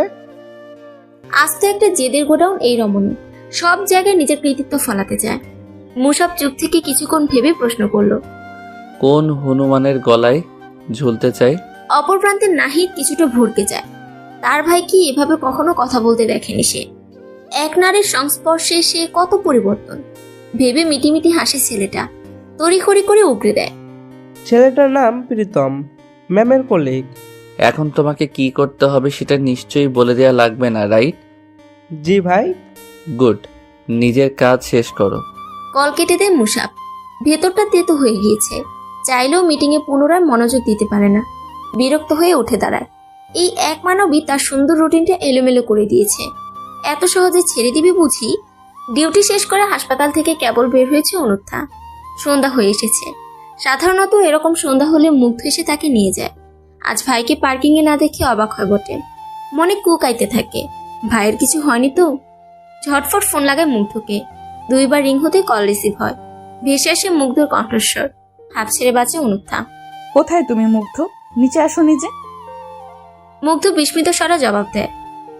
ছোট মামা তো বললো তুমি নাকি নানু বাড়ি যাবে, তোমাকে ড্রপ করে নিবে মামা, তাই তো আমাকে আসতে নিষেধ করলো। আপনা আপনি ব্রু কুচকে যায় অনুত্থার। আগের বার একবার যখন মুসাব তাকে তুলে নিয়ে গিয়েছিল তখনও একই কাজ করেছিল তার মামা আফসার হোসেন। একই ঘটনার পুনরাবৃত্তি ঘটছে না তো? তার বিয়ের কথা চলছে। ওর কেন জানি মনে হচ্ছে সে যদি দ্রুত বিয়ে করে না নেয় তবে মুসাব তার কোনো একটা ক্ষতি তো করে বসতেই পারে। ফলস্বরূপ নিজের কলিগ প্রীতম বিয়ের প্রপোজাল দিতে অ্যাকসেপ্ট করে নেয় রমণী। সেসব বিষয় টের পেয়ে যায়নি তো মুসাব। এসব ভেবেই বুকের ভেতর ধুকপুক করে ওঠে অনুত্থার। শুকনো ঢোক গেলে মুগ্ধকে বলল, তোমার আমাকে জিজ্ঞেস করা উচিত ছিল আমি সত্যিই যাব কিনা। আর তো পার্কিংয়ে ছিল অনুত্থা। চারদিকে অন্ধকার হয়ে গিয়েছে। মাগরিবের আজান পড়েছে বহু আগে। হঠাৎ পেছন থেকে কেউ একজন মোবাইল টেনে নিয়ে যায়। চমকে ওঠে অনুত্থা। পেছনে তাকানোর সুযোগ হয়ে ওঠে না। তার আগেই মাথা চক্কর দিয়ে ওঠে। চোখে নেমে আসে অমানিসা। গিটারে এলোমেলো হাত চালায় মুগ্ধ। মাথা ভনভন করছে। গতকাল সারা রাত এক ফোঁটাও ঘুমোয়নি। এখন ঘুমাতে মন চায় না। তাকে ঘিরে আছে বন্ধু বান্ধবেরা। সকলেই আড্ডায় মেতে উঠেছে। মুগ্ধ সকলের মধ্যমণি। সবাই মিলে মুগ্ধকে জোরাজোরি করেছে একটা গান গাওয়ার জন্য। ওইদিকে অল্প দূরে মিথা সহ ওদের দলবল বসে আছে। মেয়েটি একটু পরপর আর চোখে এদিকে তাকায়। কোনো কিছুই নজর এড়াতে পারে না মুগ্ধর চোখে। সে যদি এখন গান শুরু করে তবে ওদের আড্ডা মহলে ভেঙে সবাই এখানে ভিড় জমাবে ভেবে মৃদু হাসে ছেলেটা। গিটারে সুর তুলে গান শুরু করে। আমি সেই সুতো হব যে তোমায় আলোকিত করে, নিজে চলে যাব। আমি সেই নৌকো হব যে তোমায় পার করে, নিজেই ডুবে যাব। গানটি গাইল মুগ্ধ। নিজের সবটুকু আবেগ অনুভূতি মিশিয়ে গানটা শেষ করে মুগ্ধ।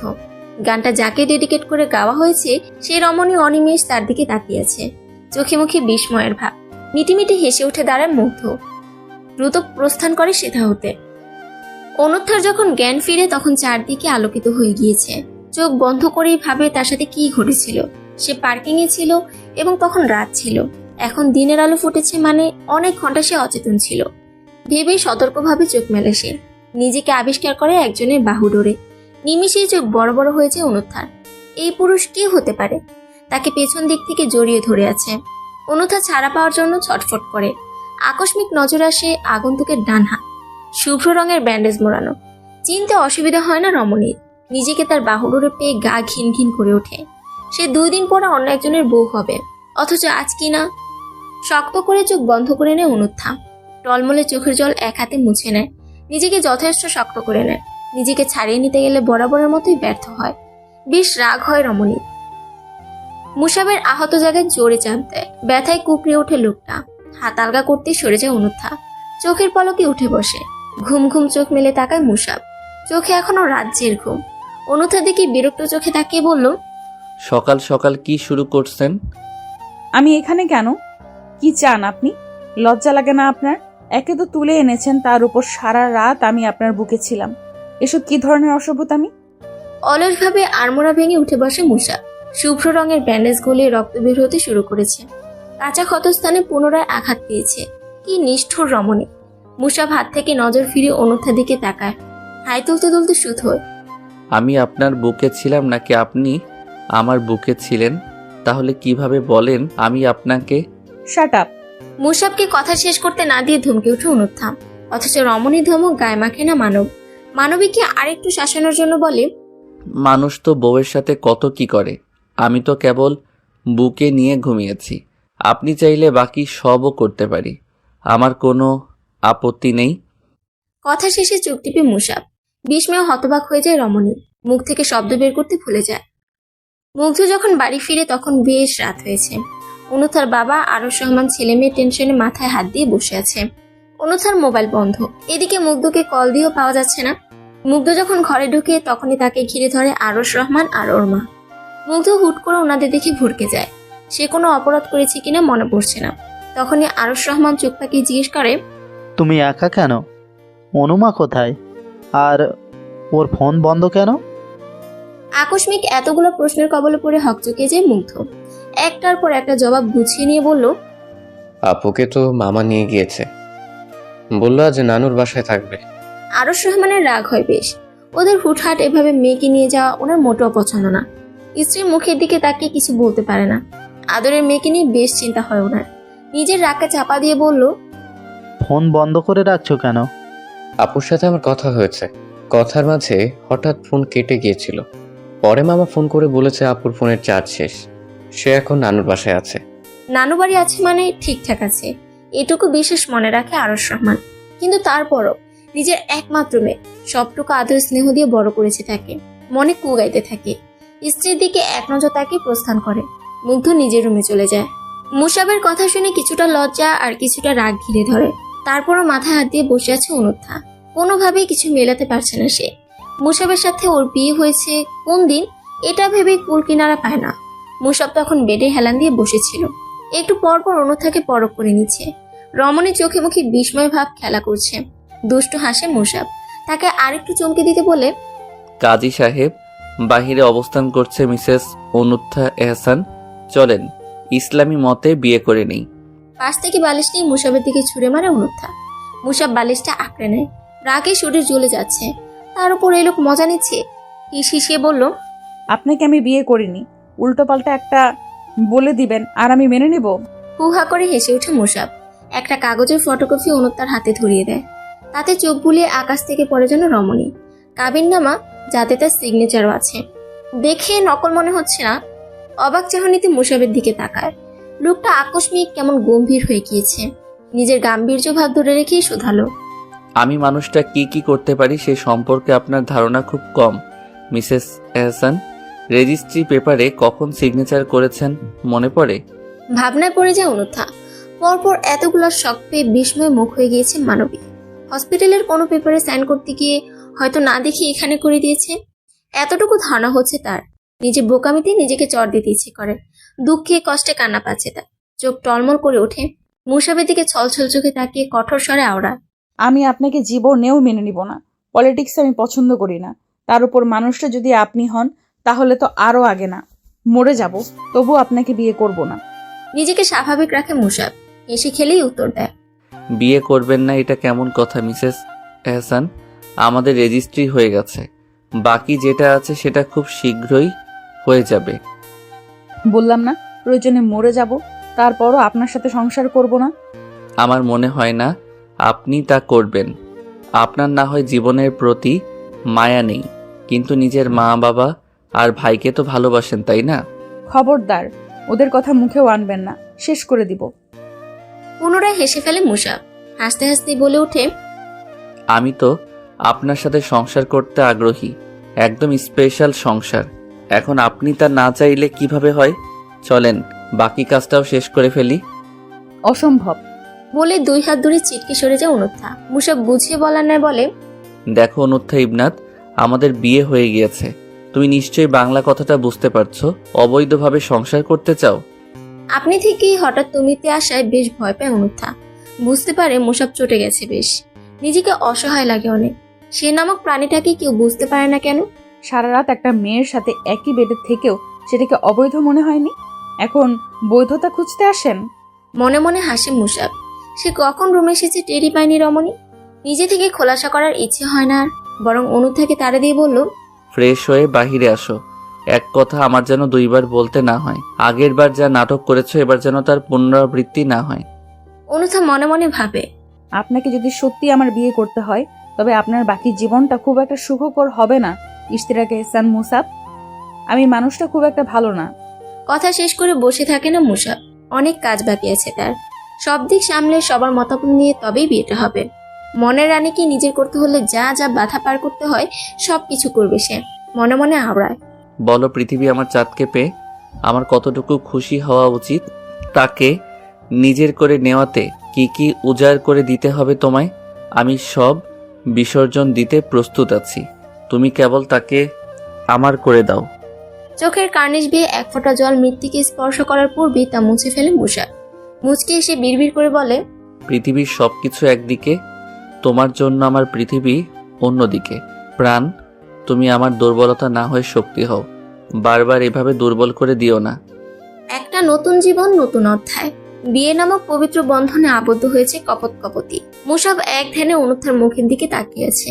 সরল স্নিগ্ধ মুখায়ব দেখে কেউ বলবে না মেয়েটা ধানি লঙ্কা। কি ঝাঁজ বাপরে, তেজে আশেপাশে ঘেঁষা যায় না। তাদের বিয়ে হয়েছে অনেকক্ষণ হয়েছে। বিস্ময়ের ব্যাপার হলো অনুথার বাবা, মা আর মুগ্ধ সবাই এখানে উপস্থিত ছিল। অনুথা বাবাকে দেখে মুখের ভাষা হারিয়ে ফেলেছে। তাছাড়া ছিল মুসাবের বাবা আর অনুথার মামা।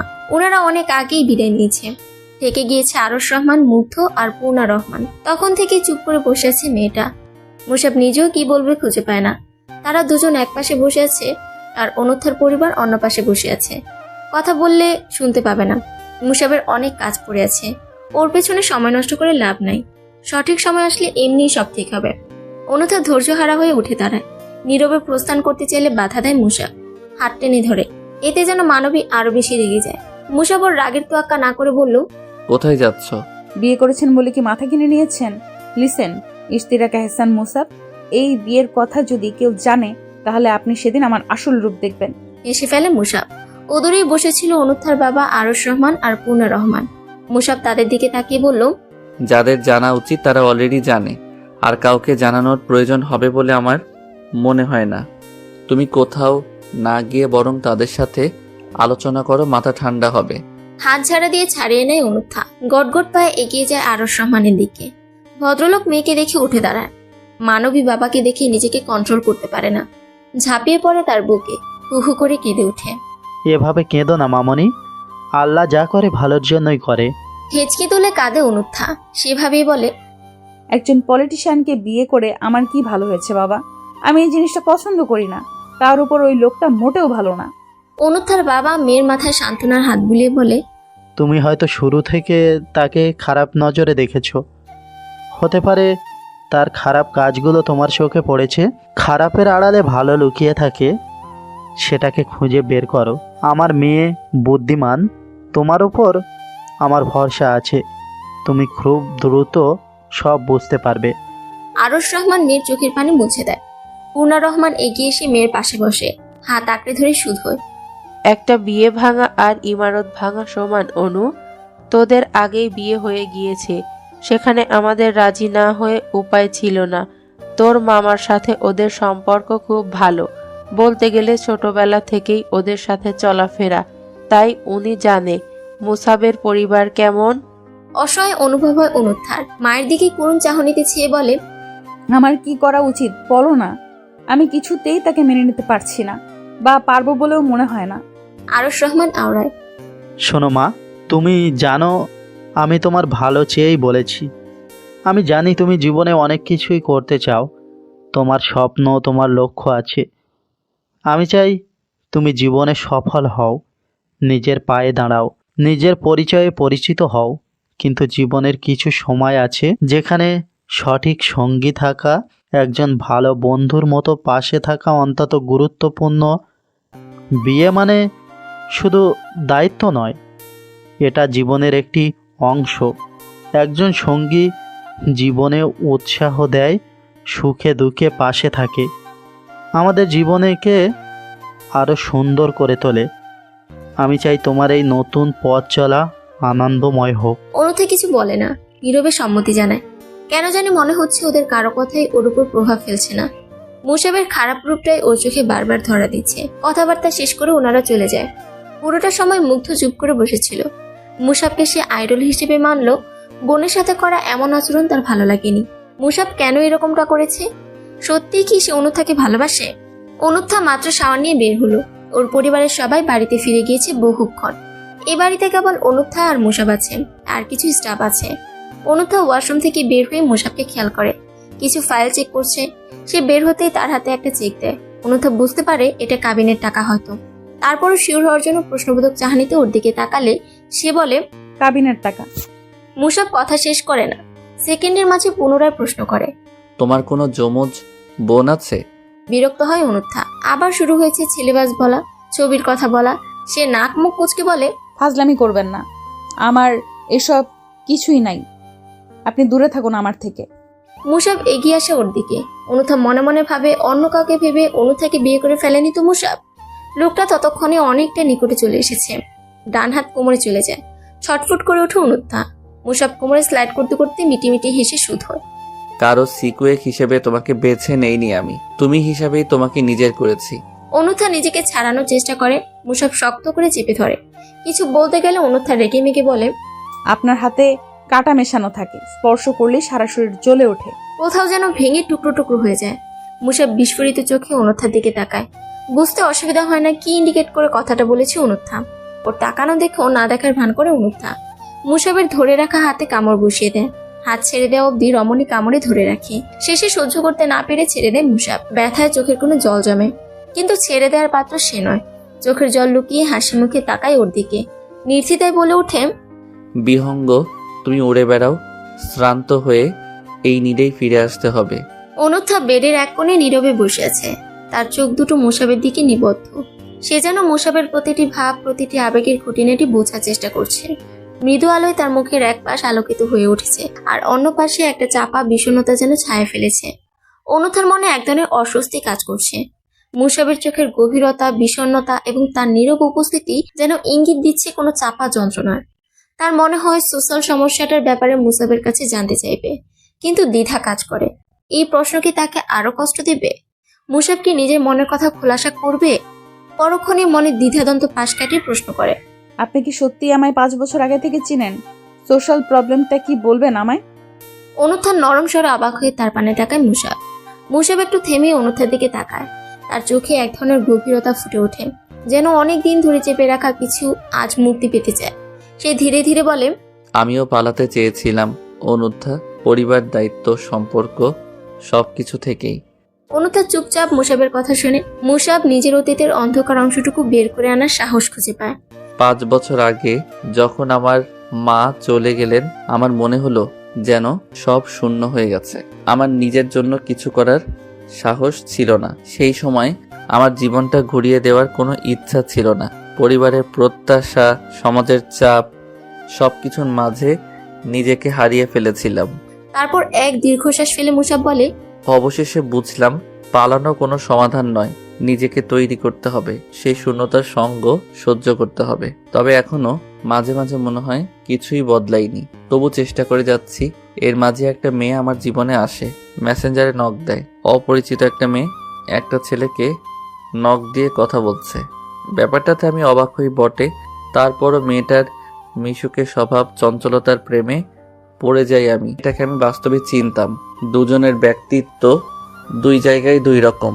তারপরও ভাবি হতেই পারে, এমনটা স্বাভাবিক। মেয়েটার সাথে আমার খুব বেশি ফোনে কথা হতো না, বেশিরভাগ সময় মেসেজে কথা বলতাম।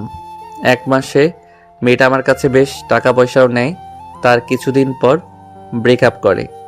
আমি আইডি হ্যাক করে নেই ওর, দেখে আমার মতোই হাজারটা ছেলের সাথে এইভাবে কথা বলে টাকা হাতিয়ে নেয়। তখন এটা ট্রেন্ড ছিল। আমার বেশ রাগ। ব্রেকআপ করে নিলেও আমি তাকে ছেড়ে দেইনি। যোগাযোগ বন্ধ হলেও তার খবরাখবর আমি রাখতাম। সেই সময়ে অতটা ভালো করে খোঁজ খবর নেইনি। এক সময় জানতে পারি যে মেয়েটার সাথে আমি চ্যাটিং করি সে আসলে ওই মেয়ে না। যাই হোক, বাদ দাও এসব। বিয়ে করেছো, সংসার করো। মুসাবের এই দীর্ঘশ্বাস যেন জীবনের নানা পর্যায়ের ভাঙা করা আশা নিরাশার প্রতিচ্ছবি। তার কণ্ঠে হতাশা, অভিমান আর খানিকটা বেদনার ছোঁয়া স্পষ্ট। সে জানে তার ভুল ছিল, হয়তো একটু বেশি বিশ্বাস করেছিল, হয়তো অন্ধভাবে।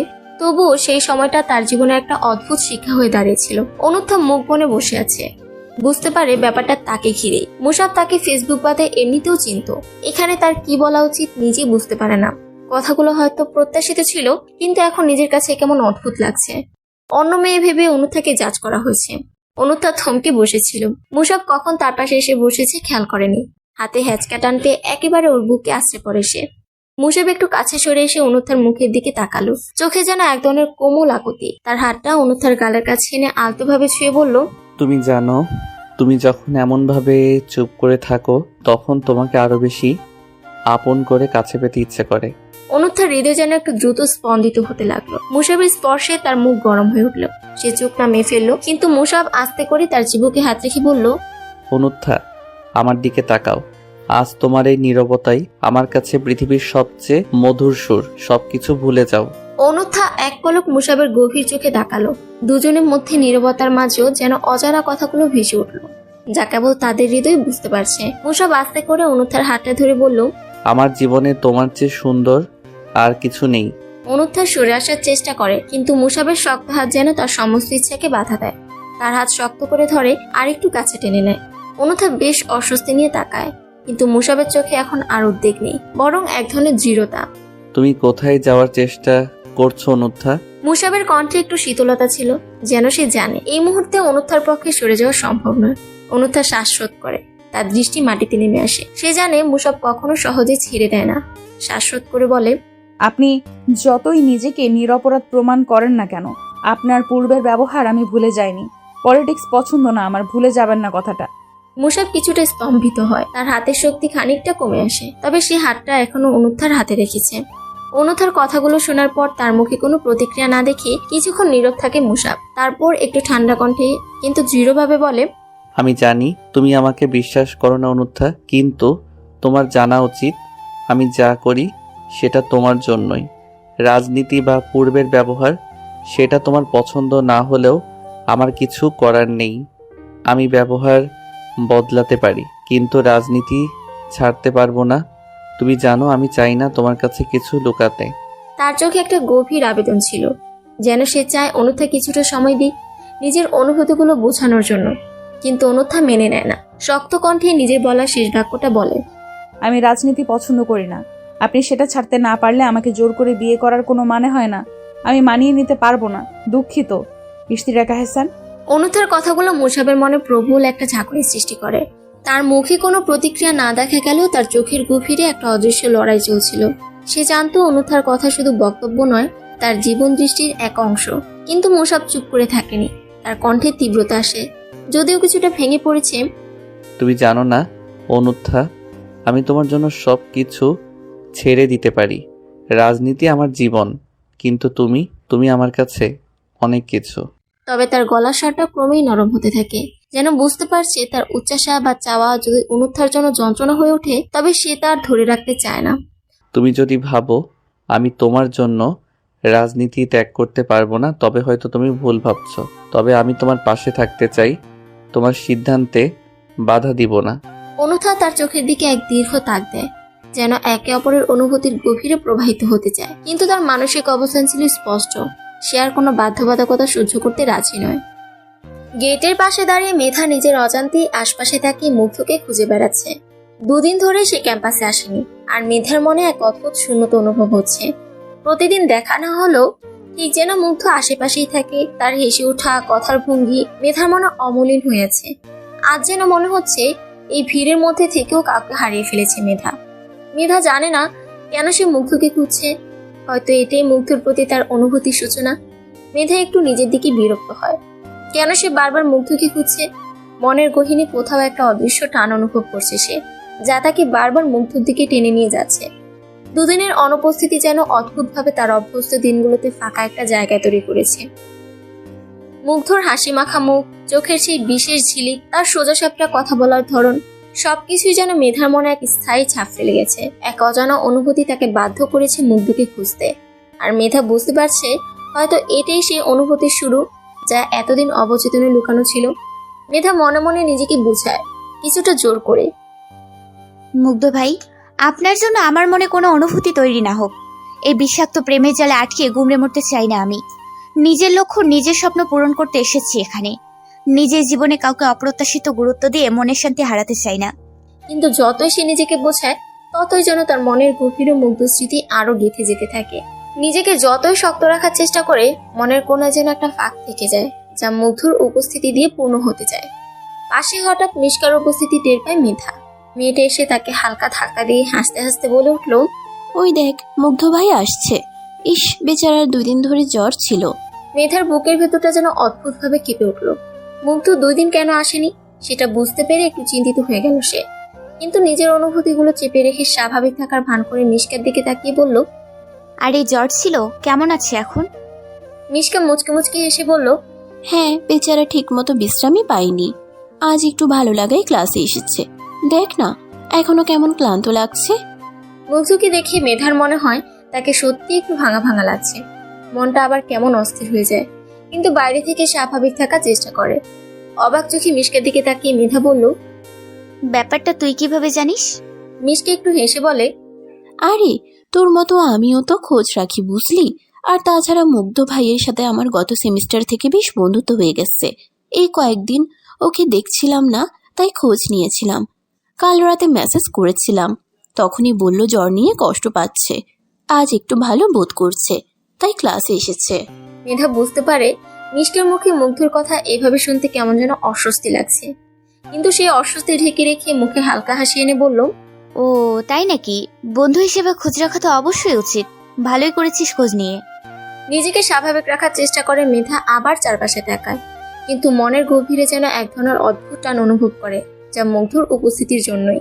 মেধা এক মুহূর্তের জন্য ভাবে মুগ্ধর কাছে গিয়ে জিজ্ঞেস করবে কেমন আছে সে, শরীরটা এখন কেমন, কিন্তু পরক্ষণেই নিজেকে শাসন করে। কি দরকার হুদায় যেচে পড়ে খোঁজ নেওয়া? মুগ্ধ তো বন্ধুর অভাব নেই, মিশকা আছে, অন্যরাও আছে, সে তো কারো কিছু না। মেধার মনে এক অদ্ভুত চিন্তা ঘুরপাক খায়। মুগ্ধ কি সত্যি তার কথা একবারের জন্য ভাবেনি এই 2 দিনে? হয়তো সে ভুলে গেছে মেধার কথা। হয়তো মুগ্ধর জীবনে মেধা নামের কোনো বিশেষ ভূমিকা নেই, সে কি তার জীবনের বিশেষ কিছু নয়। কিন্তু কেন জানে মুগ্ধ সেই কথায় কথায় বিরক্ত করা, ছোটখাটো মজা করে সময় কাটানো, সেই সব ডিস্টার্ব করার অভ্যাসগুলো মেধা মিস করছে। তার মনে প্রশ্ন জাগে, ছেলেটা কি বদলে যাচ্ছে না তো? হয়তো ওর জীবনে অন্য কেউ এসেছে, যে তাকে আগের চেয়ে বেশি ব্যস্ত করে রেখেছে। অথবা আমার কথা আর ওর মনে নেই। নিজের এমন অনুভূতিগুলোকে থামাতে চেষ্টা করেও পারছে না মেধা। এই যে অভ্যস্ততা, এই যে কিছু ছোট ছোট মুহূর্তের জন্য মুগ্ধর উপস্থিতি, সব মিলিয়ে যেন একটা শূন্যতা তৈরি হয়েছে তার ভেতরে। এইসব ভাবনা মনের মধ্যে দোল খেয়ে তাকে পিছু টানে, আবার থমকে দেয়, নিজেকে বুঝায়। এই অদ্ভুত টানটাকে প্রশ্রয় দিয়ে লাভ নেই, নিজেকে নিয়ে ভাবা দরকার। এইসব আবেগের পিছু না গেলেই ভালো। মুগ্ধ থেকে একবার শেষবারের মতো তাকে মেধা হাঁটা দেয় অন্যদিকে, কিন্তু বুকের ভেতর সেই চাপা অনুভূতিটা যেন তাকে নীরবে দংশন করে। মেধা নিঃশব্দে প্রস্থান করতে যায়, কিন্তু বরাবরের মতোই পথ আঁকলে দাঁড়িয়ে যায় মুগ্ধ। তার মুখে সেই চিরচেনা হাসিটা, মুগ্ধর চোখে ক্লান্তির ছাপ স্পষ্ট, তবু চঞ্চলতার কোনো অভাব নেই। মুগ্ধ হালকা কণ্ঠে বলে, এই যে তুমি ভাবে পালাচ্ছ কেন? মেধা একটু চমকে ওঠে, ভেতর ভেতরে কেমন যেন অস্বস্তি হয়। নিজেকে শান্ত রেখে গম্ভীর মুখে বলল, পালাচ্ছি না, অন্য কাজ ছিল তাই যাচ্ছি। মুগ্ধ একটু হেসে বলল, তুমি কি জানো 2 দিন ধরে তোমাকে ঠিক মতো দেখতে পাইনি বলে মনটা কেমন করছিল? মেধা চোখ সরিয়ে বলে, 2 দিন ছিলে না, জ্বর হয়েছিল নাকি? মুগ্ধ মাথা নেড়ে বলল, হ্যাঁ, একটু অসুস্থ ছিলাম, কিন্তু তাতে তোমার কিছু এসে যায় নাকি? কথাটা একটু মজা মেশানো থাকলেও চোখে যেন কিছুটা সত্যের আভাস। মেধা কিছু বলতে চায় না, তবে তার মনের অস্থিরতা যেন আরো বেড়ে যায়। মুগ্ধর হাসিটা তার দিকে তাকিয়ে রয়ে যায়, আর মেধা বুঝতে পারে এইভাবে সে বারবার নিজেকে মুগ্ধর দিকে টেনে নিয়ে যায়, আবার দূরে ঠেলে দেয়। মেধা প্রসঙ্গটা বদলাতে একটু মজা করে বলল, আপনার বোন তো এখন আমার ভাবি, তাই পরের বার এভাবে হুটহাট সামনে চলে আসার আগে একবার ভাবেন, নয়তো ভাবিকে বলে দেব তার ভাই দিনে দুপুরে আমাকে কিভাবে চালায়। মুগ্ধ হাসি চাপার চেষ্টা করে বলল, আচ্ছা, ভাবিকে বলে দিবা? ভাবি তো তখন বলবে মুগ্ধ তুমি ঠিকই করেছো, বিশ্বাস করো। ও তো আমাকে বরং উৎসাহ দেব তোমাকে আরো বেশি বিরক্ত করতে। মেধা একটু অবাক হয়ে বলল, সত্যি ভাবি এতটা পক্ষপাতী? এভাবে আমাকে আরো ফাঁসিয়ে দিবেন? মুগ্ধ চোখ টিপ দিয়ে বলল, অবশ্যই, কেননা তুমিই তো ভাবির প্রিয় হয়ে গেছো, এখন তো সে তোমার পক্ষ নেবে, এটাই স্বাভাবিক। মেধা মুখে একটু বিরক্তির ভান করলো। মুগ্ধর মজা মেশানো কথাগুলো শুনে নিজের ভেতরে হাসি লুকিয়ে রাখতে পারল না।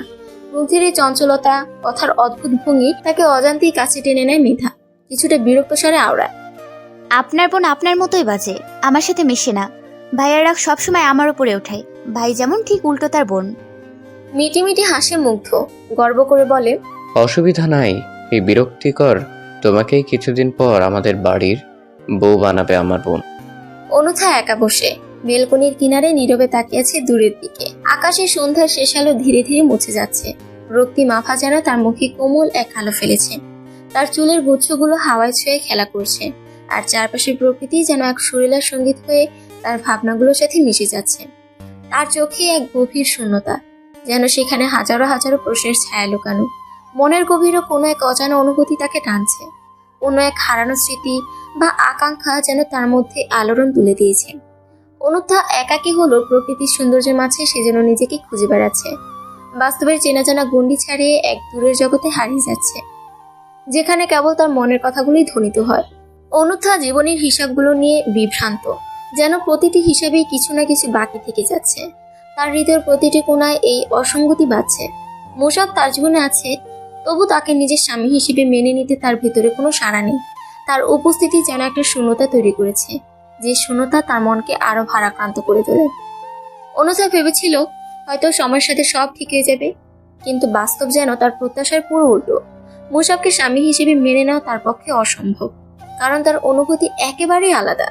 মুসাব তার পাশে থাকলেও সে অনুভব করে তার মনে মুসাবের জন্য কোনো জায়গা নেই। এই অমিল তাকে একা করে দিচ্ছে, এক গভীর চিন্তার মধ্যে নিয়ে যাচ্ছে, যেখানে সে বুঝতে পারছে কিছু সম্পর্কের হিসাব কোনোদিনই মেলে না। মুসাবের কথা বারবার ঘুরে ফিরে অনুত্থার মনে বাজছে। সে বারবার নিজেকে প্রশ্ন করছে, সবই কি সত্যি? সত্যি কি মুসাব তাকে ভালোবাসে? মুসাবের কথাগুলো শুনে তো তাই মনে হয়েছিল, কিন্তু কেন যেন তার হৃদয় তা পুরোপুরি মেনে নিতে পারছে না। অনুত্থার মনে হচ্ছে মুসাবের কথার আড়ালে হয়তো এমন কিছু আছে যা সে বুঝতে পারছে না, বা যা তাকে বুঝতে দেওয়া হচ্ছে না। মুসাব বলেছে সে তাকে ভালোবাসে, কিন্তু অনুত্থার অনুভূতির গভীরে সেই ভালোবাসার সত্যতা প্রশ্নবিদ্ধ। সেই কথাগুলো ছিল যেন এক আবরণ, যা সত্যকে ঢেকে রেখেছে। মুসাবের চোখে, তার শব্দে কোথাও যেন অনুত্থা সেই অকৃত্রিম ভালোবাসার ছোঁয়া খুঁজে পায় না। এই দ্বিধা তাকে আরো দূরে সরিয়ে নিচ্ছে, কারণ মনের গহীনে সে জানে ভালোবাসা অনুভবের ব্যাপার, প্রমাণের নয়। অনুত্থার মনে প্রশ্নের ঝড় উঠছে, যদি মুসাব সত্যিই তাকে ভালোবেসে থাকে, তবে শুরু থেকে এমন শীতল দূরত্বপূর্ণ ব্যবহার করতো কেন? ভালোবাসা তো মানুষকে কাছাকাছি টানে, উষ্ণতা আনে, অথচ মুসাবের ব্যবহার বরাবরই যেন তার বিপরীত ছিল। সে কি ইচ্ছা করে নিজেকে দূরে সরিয়ে রেখেছিল, নাকি তার মনোভাবের আড়ালে এমন কিছু লুকিয়ে আছে যা অনুত্থা জানে না? এই প্রশ্নগুলো তাকে আরো গভীরে তলিয়ে দিচ্ছে। মুসাব কি কিছু লুকাচ্ছে? তার হৃদয়ের কোনো কোণে কি এমন এক সত্য লুকিয়ে আছে যা সে অনুত্থাকে জানাতে চায় না? হয়তো তার জীবনে এমন কোনো ঘটনা বা সম্পর্ক আছে যা সে গোপন করে রেখেছে, অথবা হয়তো সে নিজেই দ্বিধায় ভুগছে তার ভালোবাসা নিয়ে, তাদের সম্পর্কের ভবিষ্যৎ নিয়ে। অনুত্থার মনে হচ্ছে এই রহস্যের সমাধান না হলে তার মনে থাকা অস্থিরতা কখনোই শান্তি পাবে না। বস, ইস্তিরাক এহসান মুসাব বিয়ে করেছে অন্যথা ইবনাতকে। এই ধরনের কথায় চমকে ওঠা আগন্তুক হত বিহম্বল হয়ে কথাটা বলার মানুষটার দিকে তাকায়। 1 মিনিটের জন্য মনে হয় সে মিথ্যা শুনেছে, পরপর মাথা ঝাঁকিয়ে প্রশ্ন করে, কি বলছো তুমি? অল্প বয়সী ছেলেটা ভয়ে ভয়ে উত্তর দেয়, এমপি তার প্রেমিকাকে বিয়ে করেছে। কথা শেষ হওয়ার সাথে সাথে ঠাস করে একটা থাপ্পড় পড়ে ছেলেটার গালে। রাগে থরথর করে কাঁপছে আগন্তুক। ছেলেটা গালে হাত দিয়ে নিচের দিকে তাকায়। থাপ্পড় দিয়েও ক্ষান্ত হয়নি আগন্তুক। তেরে এসে ছেলেটার কলার ঝাঁকিয়ে বলে, কি বললি তুই? অনুত্থা ওর প্রেমিকা? হ্যাঁ, কুত্তার বাচ্চা, দ্বিতীয়বার এই কথা বললে জিভ টেনে ছিঁড়ে ফেলবো। উপস্থিত 3টা ছেলেই বেশ ভয় পায়। তাদের বসের রাগ সম্পর্কে ধারণা আছে ওদের। এই কারণে অনুত্থার বিয়ের ঘটনা শুনেও বসকে 2 দিন পর জানায় ওরা। তারপরও রাগের কবলে পড়তে হয়। আগন্তুক সামনের চেয়ারে লাথি বসায়। হিসিয়ে বলল, অনুত্থা ইবনাত শুধুই আমার। ওই মুসাবাকে খুন করব আমি। শুয়োরের বাচ্চা আমার জিনিসে হাত বাড়ায়, কত বড় সাহস! বসের কথা শুনে থাপ্পড় খাওয়া ছেলেটা মনে মনে হাসে। মুখে একটা কথা আসলো গিলে নেয়। খুব করে বলতে ইচ্ছে করে, এহসান মুসাব আপনার জিনিসে হাত দেয়নি বস, আপনি তার জিনিসে হাত দিয়েছেন। কিন্তু ভয়ে মুখ থেকে একটা শব্দ বের করতে পারেনি। বসের প্রতিটি বাক্য যেন গা ছমছমে করে। সে আগন্তুক, যার মনে একান্ত ভালোবাসার অনুভূতি, তার মাঝে একই সাথে ভীষণ ঈর্ষা এবং তীব্র প্রতিহিংসার তাড়না। এই চরিত্রটা যেন ভালোবাসা, প্রতিহিংসা এবং এক অধিকার বোধের প্রতিমূর্তি। সে বিশ্বাস করে অনুত্থা শুধুই তার, অন্য কারো হতে পারে না। আগন্তুক কণ্ঠে সমস্ত তেজ ঢেলে দিয়ে বলে ওঠে, আমার এত বছরের পরিশ্রম, প্ল্যান কিছুতেই নষ্ট হতে দিব না। অনুত্থা আমার, কেবল আমারই থাকবে। এর মাঝে যে আসবে তাকে শেকড় সহ উপড়ে ফেলবো। মুসাবের বাসায় ফিরে প্রথম চিন্তা অনুত্থার মুখে হাসি ফোটানো। শান্ত দেহ নিয়েও সে যে ফুলগুলো এনেছে তাতে তার আন্তরিকতার ছোঁয়া স্পষ্ট। যদিও নিজেকে নিয়ে মৃদু হাসাহাসি করছে, ভালোবাসার তাগিদেই তো এসব নিব্বা কাজ করছে। নাহিদের বুদ্ধিতে এসব ফুলের আয়োজন করা যেন একটা ছোট্ট তবে খুবই মধুর প্রচেষ্টা। বউয়ের মন জয় করার জন্য এত কিছু করতে হচ্ছে ঠিকই, তবে এই ছোট ছোট মুহূর্তগুলোই তাদের সম্পর্ককে আরো গভীর করে তুলতে পারবে। অন্যথা তো একেবারে ধানি লঙ্কা। সে মিষ্টি, তবে প্রচন্ড রাগী এবং চঞ্চল। তার এই বন্ধু অবস্থাটা যেন তার প্রকৃতিকে পুরোপুরি প্রকাশ করতে দিচ্ছে না। একবার মনের মতো জায়গায় ছুটলে কি করে বা থাকবে সেটা বলা মুশকিল। আর তাই মুসাবের মনটা একটু ভয়ই করে। এই অন্যথা কখন কি করে বসে কে জানে। অন্যথার এই রাগ আর অভিমানকে ভালোবাসা হিসেবে প্রকাশ করতে পারবে? মুসাব দরজা দিয়ে ঢুকতেই চোখে পড়ে অন্যথা মুখটা গম্ভীর, দুভ্রু কুচকে বসে আছে। তাকে দেখি বোঝা যাচ্ছে ভেতরে জমে থাকা অভিমান আর রাগের মেঘগুলো ঠিক কতটা ভারী। মুসাবের হাতে ফুলের মালা আর রেড রোজের তোড়া, কিন্তু সেই দিকে তার সামান্য মনোযোগ নেই। মুসাবের দিকে এক দৃষ্টিতে তাকিয়ে যেন তার মনোবেদনা আর অসন্তুষ্টকে চোখ দিয়ে প্রকাশ করতে চাইছে। মুসাব ধীরে ধীরে কাছে এসে ফুলগুলো তার দিকে বাড়িয়ে দেয়, কিন্তু অন্যথার চাহানিতে অভিমানের ঝিলিক যেন সেই ফুলগুলোর গন্ধ মুছে দিচ্ছে। মুসাব বিছানায় গায়ে শুয়ে পড়তে পড়তে বলে, দোষ করেছি আমি, জোর করে বিয়েও করেছি আমি। ফুল কি অপরাধ করেছে? ওদেরকে গ্রহণ করুন ম্যাম। অন্যথা যেন কিছুই শোনেনি, বসে আছে চুপচাপ, মুখে কোনো অভিব্যক্তি নেই। মুসাবের কথাগুলো যেন বাতাসে মিলিয়ে যাচ্ছে। তার নির্বিকার অবস্থা দেখে মুসাবের মনে হয় কিছুতেই সে অন্যথার মন জয়ের কোনো উপায় পাচ্ছে না। সবকিছু সইতে সইতে মনের গোপন কোণে এক ধরনের হতাশা জমে উঠেছে। অন্যথার চুপ থাকা তাকে এক ধরনের প্রাচীরের মতো মনে হচ্ছে, যেটি মুসাবকে আরো অসহায় করে তুলছে। তার ভালোবাসা, তার মাফ চাওয়া কিছুই যেন কাজ করছে না। এই নিস্তব্ধতা যেন আরো গভীরভাবে তাদের মধ্যে দূরত্ব তৈরি করছে। আর মুসাব মনে মনে শঙ্কিত, কিছু একটা তছনছ হয়ে যাচ্ছে, তবে কিভাবে কেন তা সে জানে না। মুসাব আর কোনো উপায় না পেয়ে ধীরে ধীরে অন্যথার কোমর জড়িয়ে ধরে। তার মধ্যে কোনো কথা নেই, শুধু এক গভীর অনুভূতি, এতটুকু আশ্বাস, এতটুকু সান্ত্বনা। কোমরে হাত রেখে মাথা তার কোলে রাখতেই যেন পৃথিবীটা কিছুক্ষণের জন্য থমকে যায়। তার নিঃশ্বাসের গভীরে লুকিয়ে থাকে অনুতাপ আর ভালোবাসা, কিছুটা অসহায়তা, কিছুটা দুঃখ। অনুত্থা, আমি তোমার কাছে কেবল ভালোবাসা চাই। যত ভুলই করেছি, তুমি যদি কিছু একটা বোঝো, আমি তোমার কাছেই ফিরে আসতে চাই। তার গলা সরে থাকে এক ধরনের দুর্বলতা, যেন পুরানো বেদনার ক্ষতগুলো আবারও উন্মুক্ত হয়ে গেছে। তবে তার এই কোমল আবেগময় শব্দগুলো ছড়িয়ে দেয় এক অদ্ভুত শান্তি। মুসাব পুনরায় শুধালো, সারাদিন খেটে খুঁটে বউয়ের ভারী মুখ দেখতে কার ভালো লাগে বলো তো? অনুথা সারাদিন পরে মুখ খুলে বেশ খোঁচা দিয়েই বলে, তো আমাকে বিয়ে করছেন কেন? কথা বলার সাথে সাথে মুখ দিয়ে মধু ঝরে এমন কাউকে দেখে বিয়ে করতেন। তুমি আর কখনো মেধার সাথে যোগাযোগ করবে না, আমি যেন তাকে আর ডিস্টার্ব করতে না দেখি। আমি তাকে ডিস্টার্ব করি না আপু। সে যদি সত্যিই বিরক্ত হতো তাহলে আমি অনেক আগেই দূরে সরে আসতাম। মুগ্ধর এই জবাবে অবাক হয় অনুথা। সাধারণত ভাই তার কথার বিপরীতে কখনোই তর্ক করে না, বা সে কোনো কিছু বললে পাল্টা জবাব দেয় না। কিন্তু আজ মুগ্ধর মধ্যে যেন এক অন্যরকম সাহস ফুটে উঠেছে, যা অনুথার কাছে নতুন। অনুথা ভীষণ অবাক হয়ে শুধালো, মেয়েটা তোমার প্রতি যথেষ্ট বিরক্ত মুগ্ধ, আর তুমি বলছো সে বিরক্ত হয় না? ব্যাপারটা হাস্যকর না? মুগ্ধ কিছুটা থমকে গেল, কিন্তু তার চেহারায় কোনো অস্বস্তি ফুটে উঠল না, বরং সে শান্ত গলায় বলল, হয়তো তোমার চোখে তা বিরক্তির মতো লাগছে আপু, কিন্তু আমার বিশ্বাস সে আমাকে পুরোপুরি ভুল বুঝে না। হয়তো সময়ের সঙ্গে সব ঠিক হয়ে যাবে। অনুথার মুখে একরকম বিস্ময় ফুটে উঠল। আজ মুগ্ধ যেন নিজের অবস্থানে দৃঢ়। মুগ্ধ নিজের দৃঢ়তা বজায় রেখে বলে, মেধা আমাকে ভালোবাসে আপু, তুমি আমার বড় বোন, তারপরও এসব তোমাকে বলছি কারণ আমি চাই না তুমি আমাকে ভুল বুঝো। সে সত্যি আমাকে ভালোবাসে, কিন্তু কোনো একটা অজানা কারণে তার কঠোর সত্তাটা আমার সামনে প্রকাশ করে। তুমি ভুল করছো মুগ্ধ, ভুলে যেও না। পাপা বলেছিল উচ্চ মাধ্যমিকের পরে তোমাকে অ্যাব্রড পাঠিয়ে দিবে, সেখানে আমি তাকে বাধা দিয়েছিলাম। আজ তোমার এসব দেখার জন্য কি সেদিন আমি তোমার পক্ষে ছিলাম? অনুথার কথাগুলো যেন মুগ্ধকে একদম স্তব্ধ করে দেয়। তার হৃদয়ে এক গভীর অনুভূতি তৈরি হয়, যেন আজ পর্যন্ত সবকিছু উল্টে যেতে শুরু করেছে।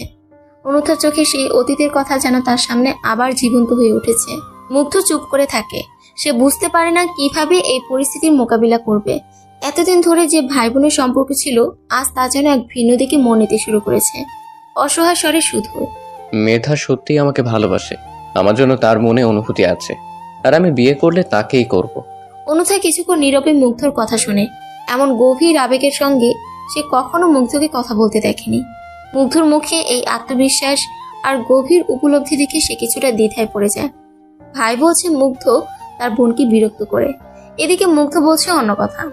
বোনের নীরবতা টের পেয়ে মুগ্ধ ফোনের ওপাশ থেকে পুনরায় শুধালো, তুমি যেমন মুসাব ভাইকে সেই স্কুল লাইফ থেকে ভালোবেসেও এখন সেটা অস্বীকার করছো, অস্বীকার করেও কি তোমার মনে কি তার জন্য কোনো অনুভূতি নেই? ঠিক তেমনই মেধাও একই রকম। মুগ্ধর কথায় তীব্র অস্বস্তি খেলে গেল অনুত্থার ভেতরটা। অতীতে সেই অনুভূতিগুলো সে বহুদিন আগে চাপা দিয়ে রেখেছিল, কিন্তু মুগ্ধর প্রশ্ন যেন সবকিছু হঠাৎ সামনে এনে দাঁড় করালো। মুগ্ধ, ধমকে উঠে বলল অনুত্থা, গলা স্বরে অসন্তোষের ছায়া স্পষ্ট। ফোনের ওপাশে মুগ্ধ কিছুক্ষণ চুপ থাকলো। বুঝতে পারলো যে সে হয়তো অনাকাঙ্ক্ষিতভাবে বোনের ব্যক্তিগত অনুভূতির গভীরে গিয়ে পড়েছে, তবু তার স্বর ছিল শান্ত। দেখো আপু, আমি শুধু বলতে চাই মেধার কঠোরতা হয়তো তার ভালোবাসারই একরকম প্রকাশ।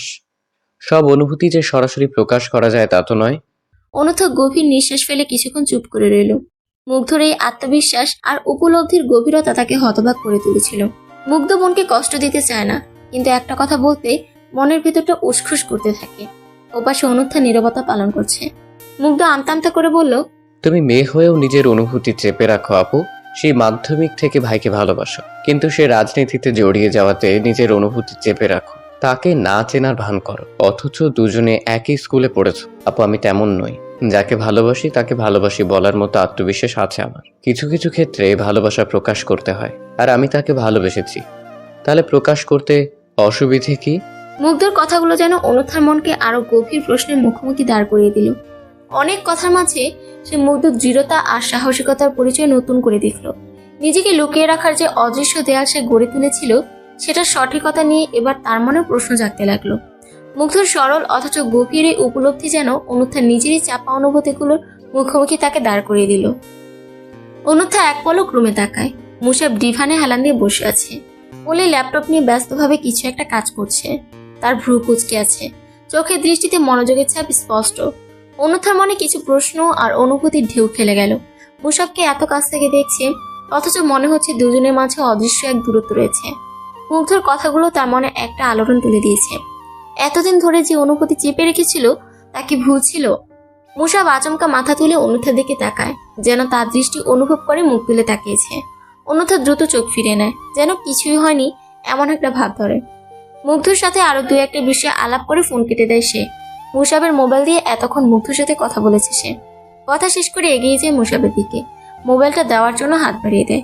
দৃষ্টি অন্যথায় নিবদ্ধ। মুসাব অনুত্থাকে অন্যদিকে তাকিয়ে থাকতে দেখে একটু বাঁকা হাসে, যেন কিছু বুঝে যায়। সে কোল থেকে ল্যাপটপ সরিয়ে রেখে অনুত্থার হাত থেকে মোবাইল না নিয়ে হঠাৎ করেই তাকে টান দিয়ে কোলে বসিয়ে দেয়। অনুত্থা পিলে চমকে ওঠে, তার চোখে অবাক, বিস্ময় আর অস্বস্তি ভর করে। কিছু বলার আগেই মুসাবের হাত শক্ত করে তাকে ধরে রেখেছে। এটা কি করছেন মুসাব? অনুত্থার কণ্ঠে রাগ আর অসন্তোষ মিশে যায়, কিন্তু মুসাবের চোখে কোনো হীনতার ছায়া নেই। তার চোখে যেন এক ধরনের মিশ্র আবেগের প্রকাশ, একটু কৌতূহল, একটু রসিকতা আর কিছুটা নিয়ন্ত্রণের ইচ্ছা। শান্ত থাকো অনুত্থা। মুসাব এক হাতে মোবাইল নিয়ে বলে, এখন তুমি আমার কোলেই থাকবে, একটু সময় নাও। অনুত্থা তাকে ধাক্কা দিয়ে সরাতে চাইলেও মুসাবের শক্তি আর আত্মবিশ্বাসের সামনে তা অসম্ভব মনে হয়। তার মধ্যে এক ধরনের নির্জীবতা, যেন কোনোভাবেই পরিস্থিতি এড়ানো যাচ্ছে না। মুসাব কোমর জড়িয়ে পেছন থেকে জড়িয়ে ধরে অনুত্থাকে। হাত চলে যায় অনুত্থার মেধহীন উদরে। অনুত্থা কি করবে বুঝে উঠতে পারে না। নড়াচড়া করলে মুসাব তার পিঠ থেকে চুল সরিয়ে ওষ্ঠজোড়া চেপে করে সেথায়। চোখে যে বন্ধ করে নেয় রমণী, মানব ফিসফিস করে শুধোয়। নড়ে না, শুধু আমাকে অনুভব করো সুইটহার্ট। অনুত্থা আজ 6 দিন পর বাইরে পা রেখেছে। এতদিন ঘরবন্দি থাকার পর রাস্তায় বের হয়ে এক ধরনের অদ্ভুত প্রশান্তি অনুভব করছে সে। তবে গন্তব্যটা আনন্দের নয়, হাসপাতাল। মুসাব বারবার বলেছিল গাড়ি আর সিকিউরিটি সঙ্গে নেওয়ার কথা, কিন্তু অনুত্থা একগুঁয়ে। মুসাবের কথায় কান্না দিয়ে একাই বেরিয়ে পড়েছে। তার এই একরোখা স্বভাব মুসাবের কাছে নতুন কিছু না, কিন্তু তবুও সে চিন্তায় অস্থির। রাস্তায় হাঁটতে হাঁটতে অনুত্থা ভাবে, সব সময় এত নিরাপত্তার কি দরকার? নিজেকে নিজের মতোই চলতে দিতে হবে। সব কিছুর জন্য অন্যের উপর নির্ভরশীল থাকা ঠিক নয়। তবে মনে একটু ভয়ও কাজ করছে, কারণ মুসাবের চিন্তাটা ফেলে দেওয়ার মতো নয়। অর্পণ ভাই যদি জানে সে বিয়ে করেছে, তাহলে তার এবং মুসাব উভয়েরই ক্ষতি করবে। ছেলেটা তাকে পাগলাটে ভাবে ভালোবাসে কিনা, কিন্তু অনুত্থা মনে একজনকে রেখে আরেকজনকে কিভাবে বিয়ে করবে? সে যে মুসাবকে ছেলেবেলা থেকেই ভালোবেসে গিয়েছে অক্লান্ত ভাবে। অনুত্থার নিকট হাসপাতালের পথটা সত্যি দীর্ঘ মনে হচ্ছে। প্রতিটি পদক্ষেপ যেন ভারী হয়ে উঠেছে তার জন্য। চারপাশে ভিড় থাকলেও সে এক ধরনের শূন্যতা অনুভব করছে। নিজেকে একা, বিচ্ছিন্ন। মানুষের কোলাহল তার মনে কোনো সান্ত্বনা আনতে পারছে না। হঠাৎ তার ভেতরে এক অস্বস্তিকর অনুভূতি জেগে ওঠে। মনে হচ্ছে কেউ যেন তাকে অনুসরণ করছে। পেছন ফিরে তাকায়, কিন্তু কিছুই দেখতে পায় না। রাস্তায় ফিরে এমন কিছু খুঁজে বের করা হয়তো অসম্ভব, তবুও তার মন একরকম আতঙ্কে ভুগতে থাকে। গাড়ি আর সিকিউরিটি সঙ্গে নেওয়ার কথা বলেছিল সে, কেন যে শুনলাম না। নিজের একগুয়েমের জন্য এখন তার নিজেরই বিরক্ত লাগছে, কিন্তু সে জানে এটা তার চরিত্রেরই অংশ, তার জেদ, সেটাই তাকে সবার থেকে আলাদা করে। তবুও এই মুহূর্তে তার সেই জেদ যেন আত্মবিশ্বাসের বদলে দুর্বলতা হয়ে দাঁড়িয়েছে। মুসাব ঠিকই বলেছিল, নিজের মনে মনে স্বীকার করে সে। হাসপাতাল আর বেশি দূরে নয়, কিন্তু তার মনে হচ্ছে প্রতিটি মুহূর্ত যেন আরো বেশি বিপজ্জনক হয়ে উঠেছে। একা সেটা ভুল ছিল না তো? তার হৃদস্পন্দন বেড়ে যায়, আশপাশের ছায়াগুলো যেন আরো ভারী হয়ে উঠেছে। মুসাব আসনে বসে থাকার ভান করলেও ভেতরে ভেতরে বিরক্তিতে ফুটছিল। সামনে বসা মানুষগুলোর মুখগুলোতে স্পষ্ট লেখা অনুষ্ঠান নয়, এক হিমির কারাগারে আটকা পড়ে আছে তারা। প্রথম সারির একজন মধ্যবয়সী ব্যক্তির চোখ প্রায় বুজে আসছে, তার পাশের জন চুপি চুপি ফোনে কল করছে।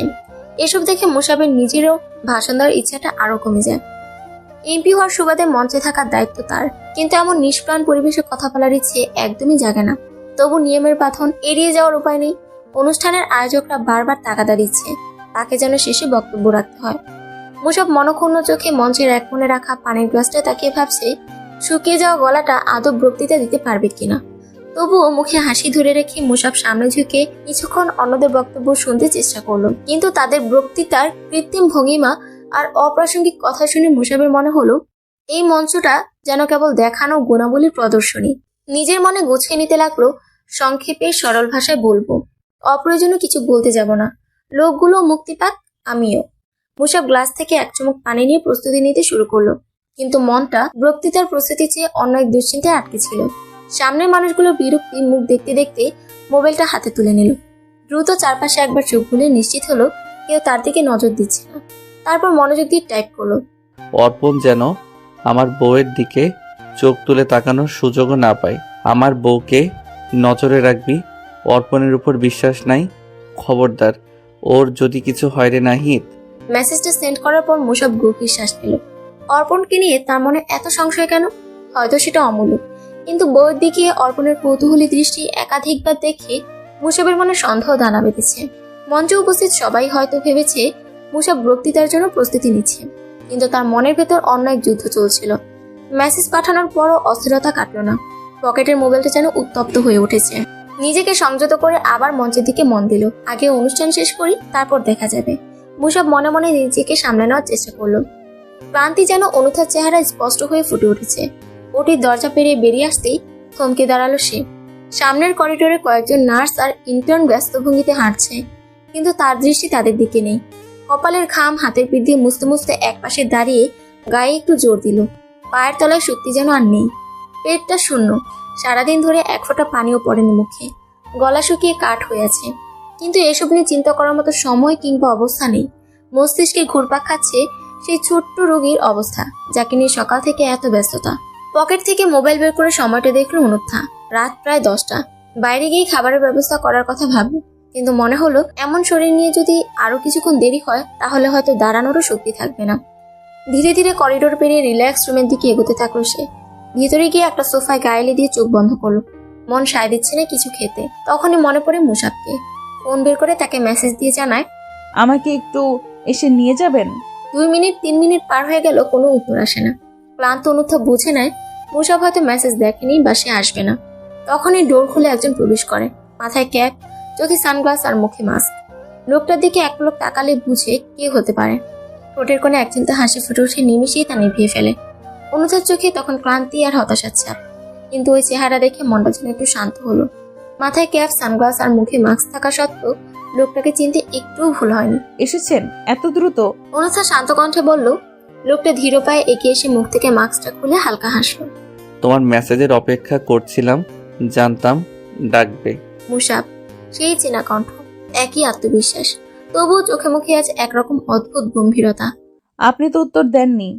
অনুথা অভিযোগ করলো হালকা স্বরে। আমি আরো আগে এসেছি, গাড়িতে বসেছিলাম, সময় লাগছিল পৌঁছাতে, আর ভেবেছিলাম এসেই সরাসরি তোমাকে চমকে দেব।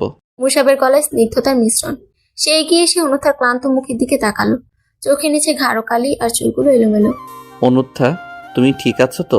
প্রশ্ন এক ধরনের মমতা। অনুথার সংক্ষেপে জবাব দেয়, কিন্তু চোখ নামিয়ে ফেলে। আসলে ঠিক থাকা আর না থাকার মাঝখানে কোথাও আটকে আছে তার অনুভূতি। সে মুসাবের সাথে স্বাভাবিকভাবে কথা বলার চেষ্টা করছে, কিন্তু নিজেকে এখনো মুসাবের বউ হিসেবে নিজেই মেনে নিতে পারেনি। সবকিছুর বাধা যেন একটাই, মুসাব পলিটিক্স করে। মুসাব কিছু না বলে তার দিকে একটা খাবারের প্যাকেট এগিয়ে দিল। খাও, তারপর বাসায় গিয়ে বিশ্রাম নাও। নিজেকে এতটা ক্লান্ত করে ফেলা ঠিক নয়। অনুথা কিছুক্ষণ চুপচাপ তাকিয়ে থাকে মুসাবের দিকে। তার চোখে কৃতজ্ঞতার এক ধরনের ছায়া, কিন্তু ঠোঁট দিয়ে কিছু বলতে পারে না। মুসাবের চোখ অনুথা দেখে নিবদ্ধ, কিন্তু সে কিছু বলে না। অনুথার অস্বস্তিটা বোঝা তার জন্য কঠিন কিছু নয়। ওদের সম্পর্কের প্রতিটি স্তর তার জানা। তবুও অনুথার মনের এই দ্বিধা যেন একটা গভীর দেয়াল হয়ে দাঁড়িয়েছে। অনুত্থা, মুসাব নরম সুরে বলল, তোমার এত চিন্তা করা ঠিক নয়।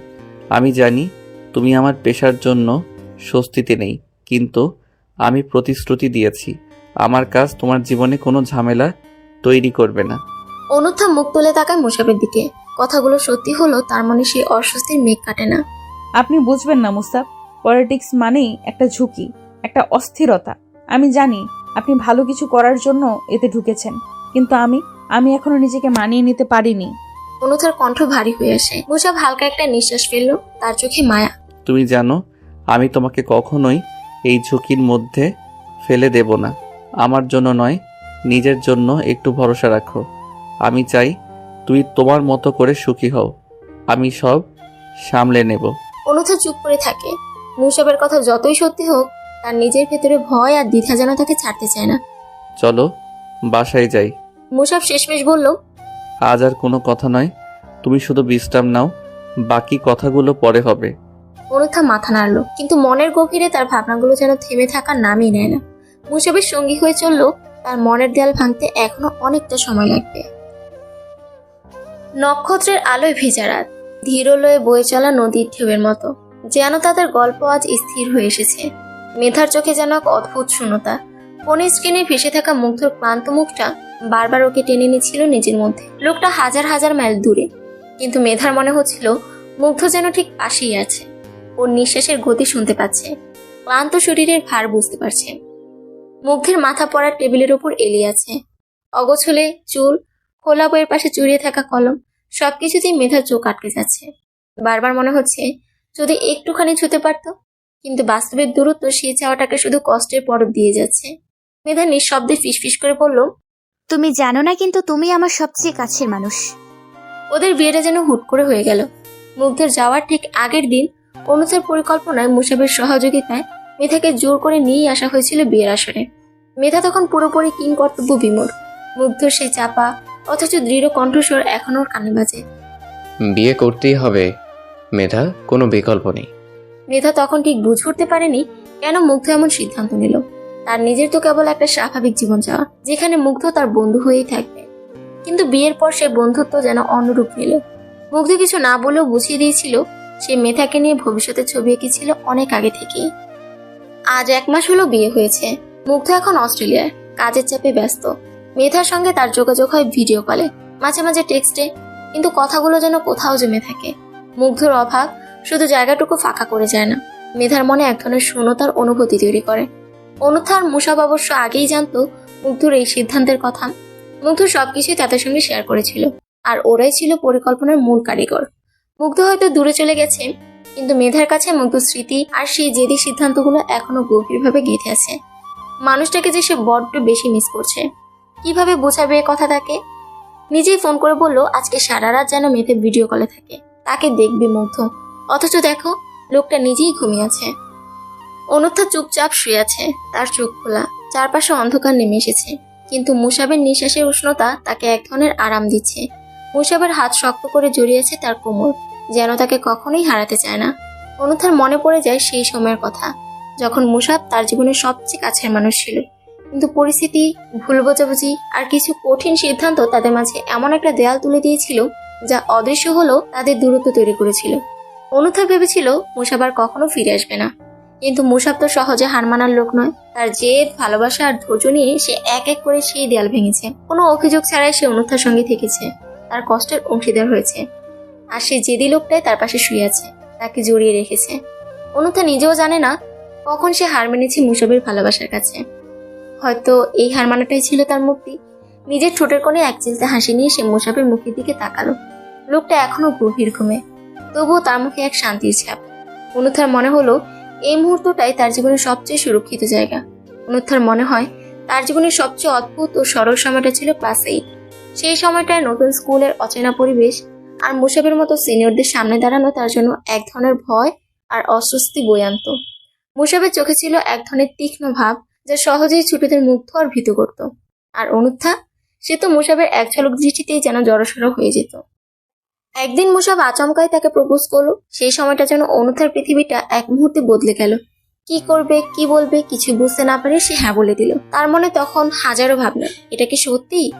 সিনিয়র ভাইয়ের প্রস্তাব কি সিরিয়াস? কিন্তু পরদিনে মুসাফ নিজে এসে জানালো, ওটা আসলে একটা ডেয়ার ছিল, তুমি সিরিয়াসলি নিও না। অনুথার ভেতরে যেন ঝড় উঠলো, কিন্তু সেটা কষ্টের নয়, বরং অদ্ভুত এক আবেগের। মুসাফের সরল স্বীকারোক্তি তাকে বিস্মিত করলো। সাধারণত কেউ এরকম স্বীকার করে না, আর এখানেই মুসাফ তার মনে একটা বিশেষ জায়গা তৈরি করে ফেললো।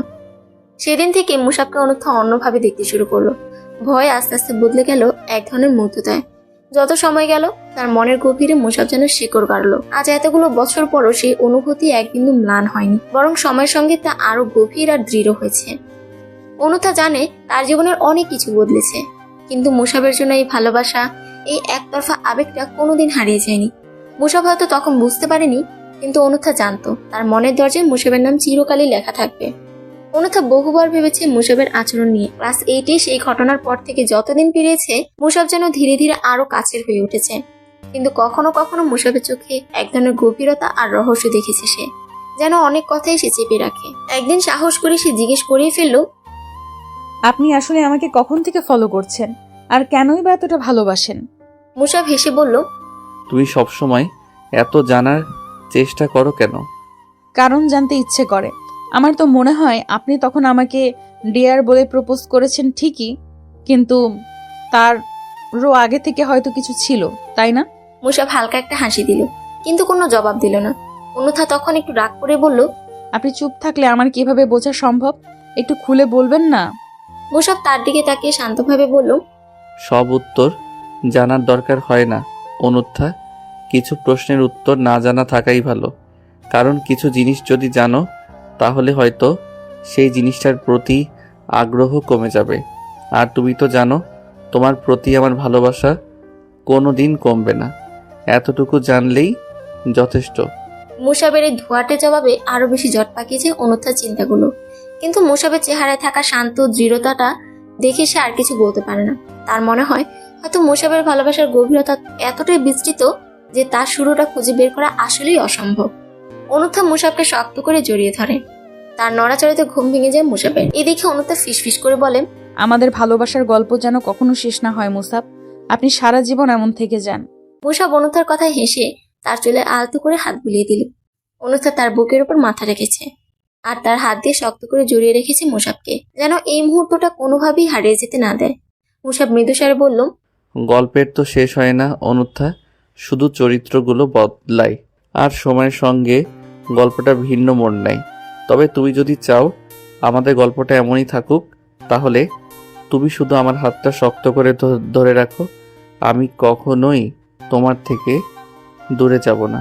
অনুথার চোখে জল জমে আসে। মুসাফকে আরো শক্ত করে জড়িয়ে ধরে ফিসফিস করে বলল, আমার হাত ছাড়তে বলবেন না কোনোদিন।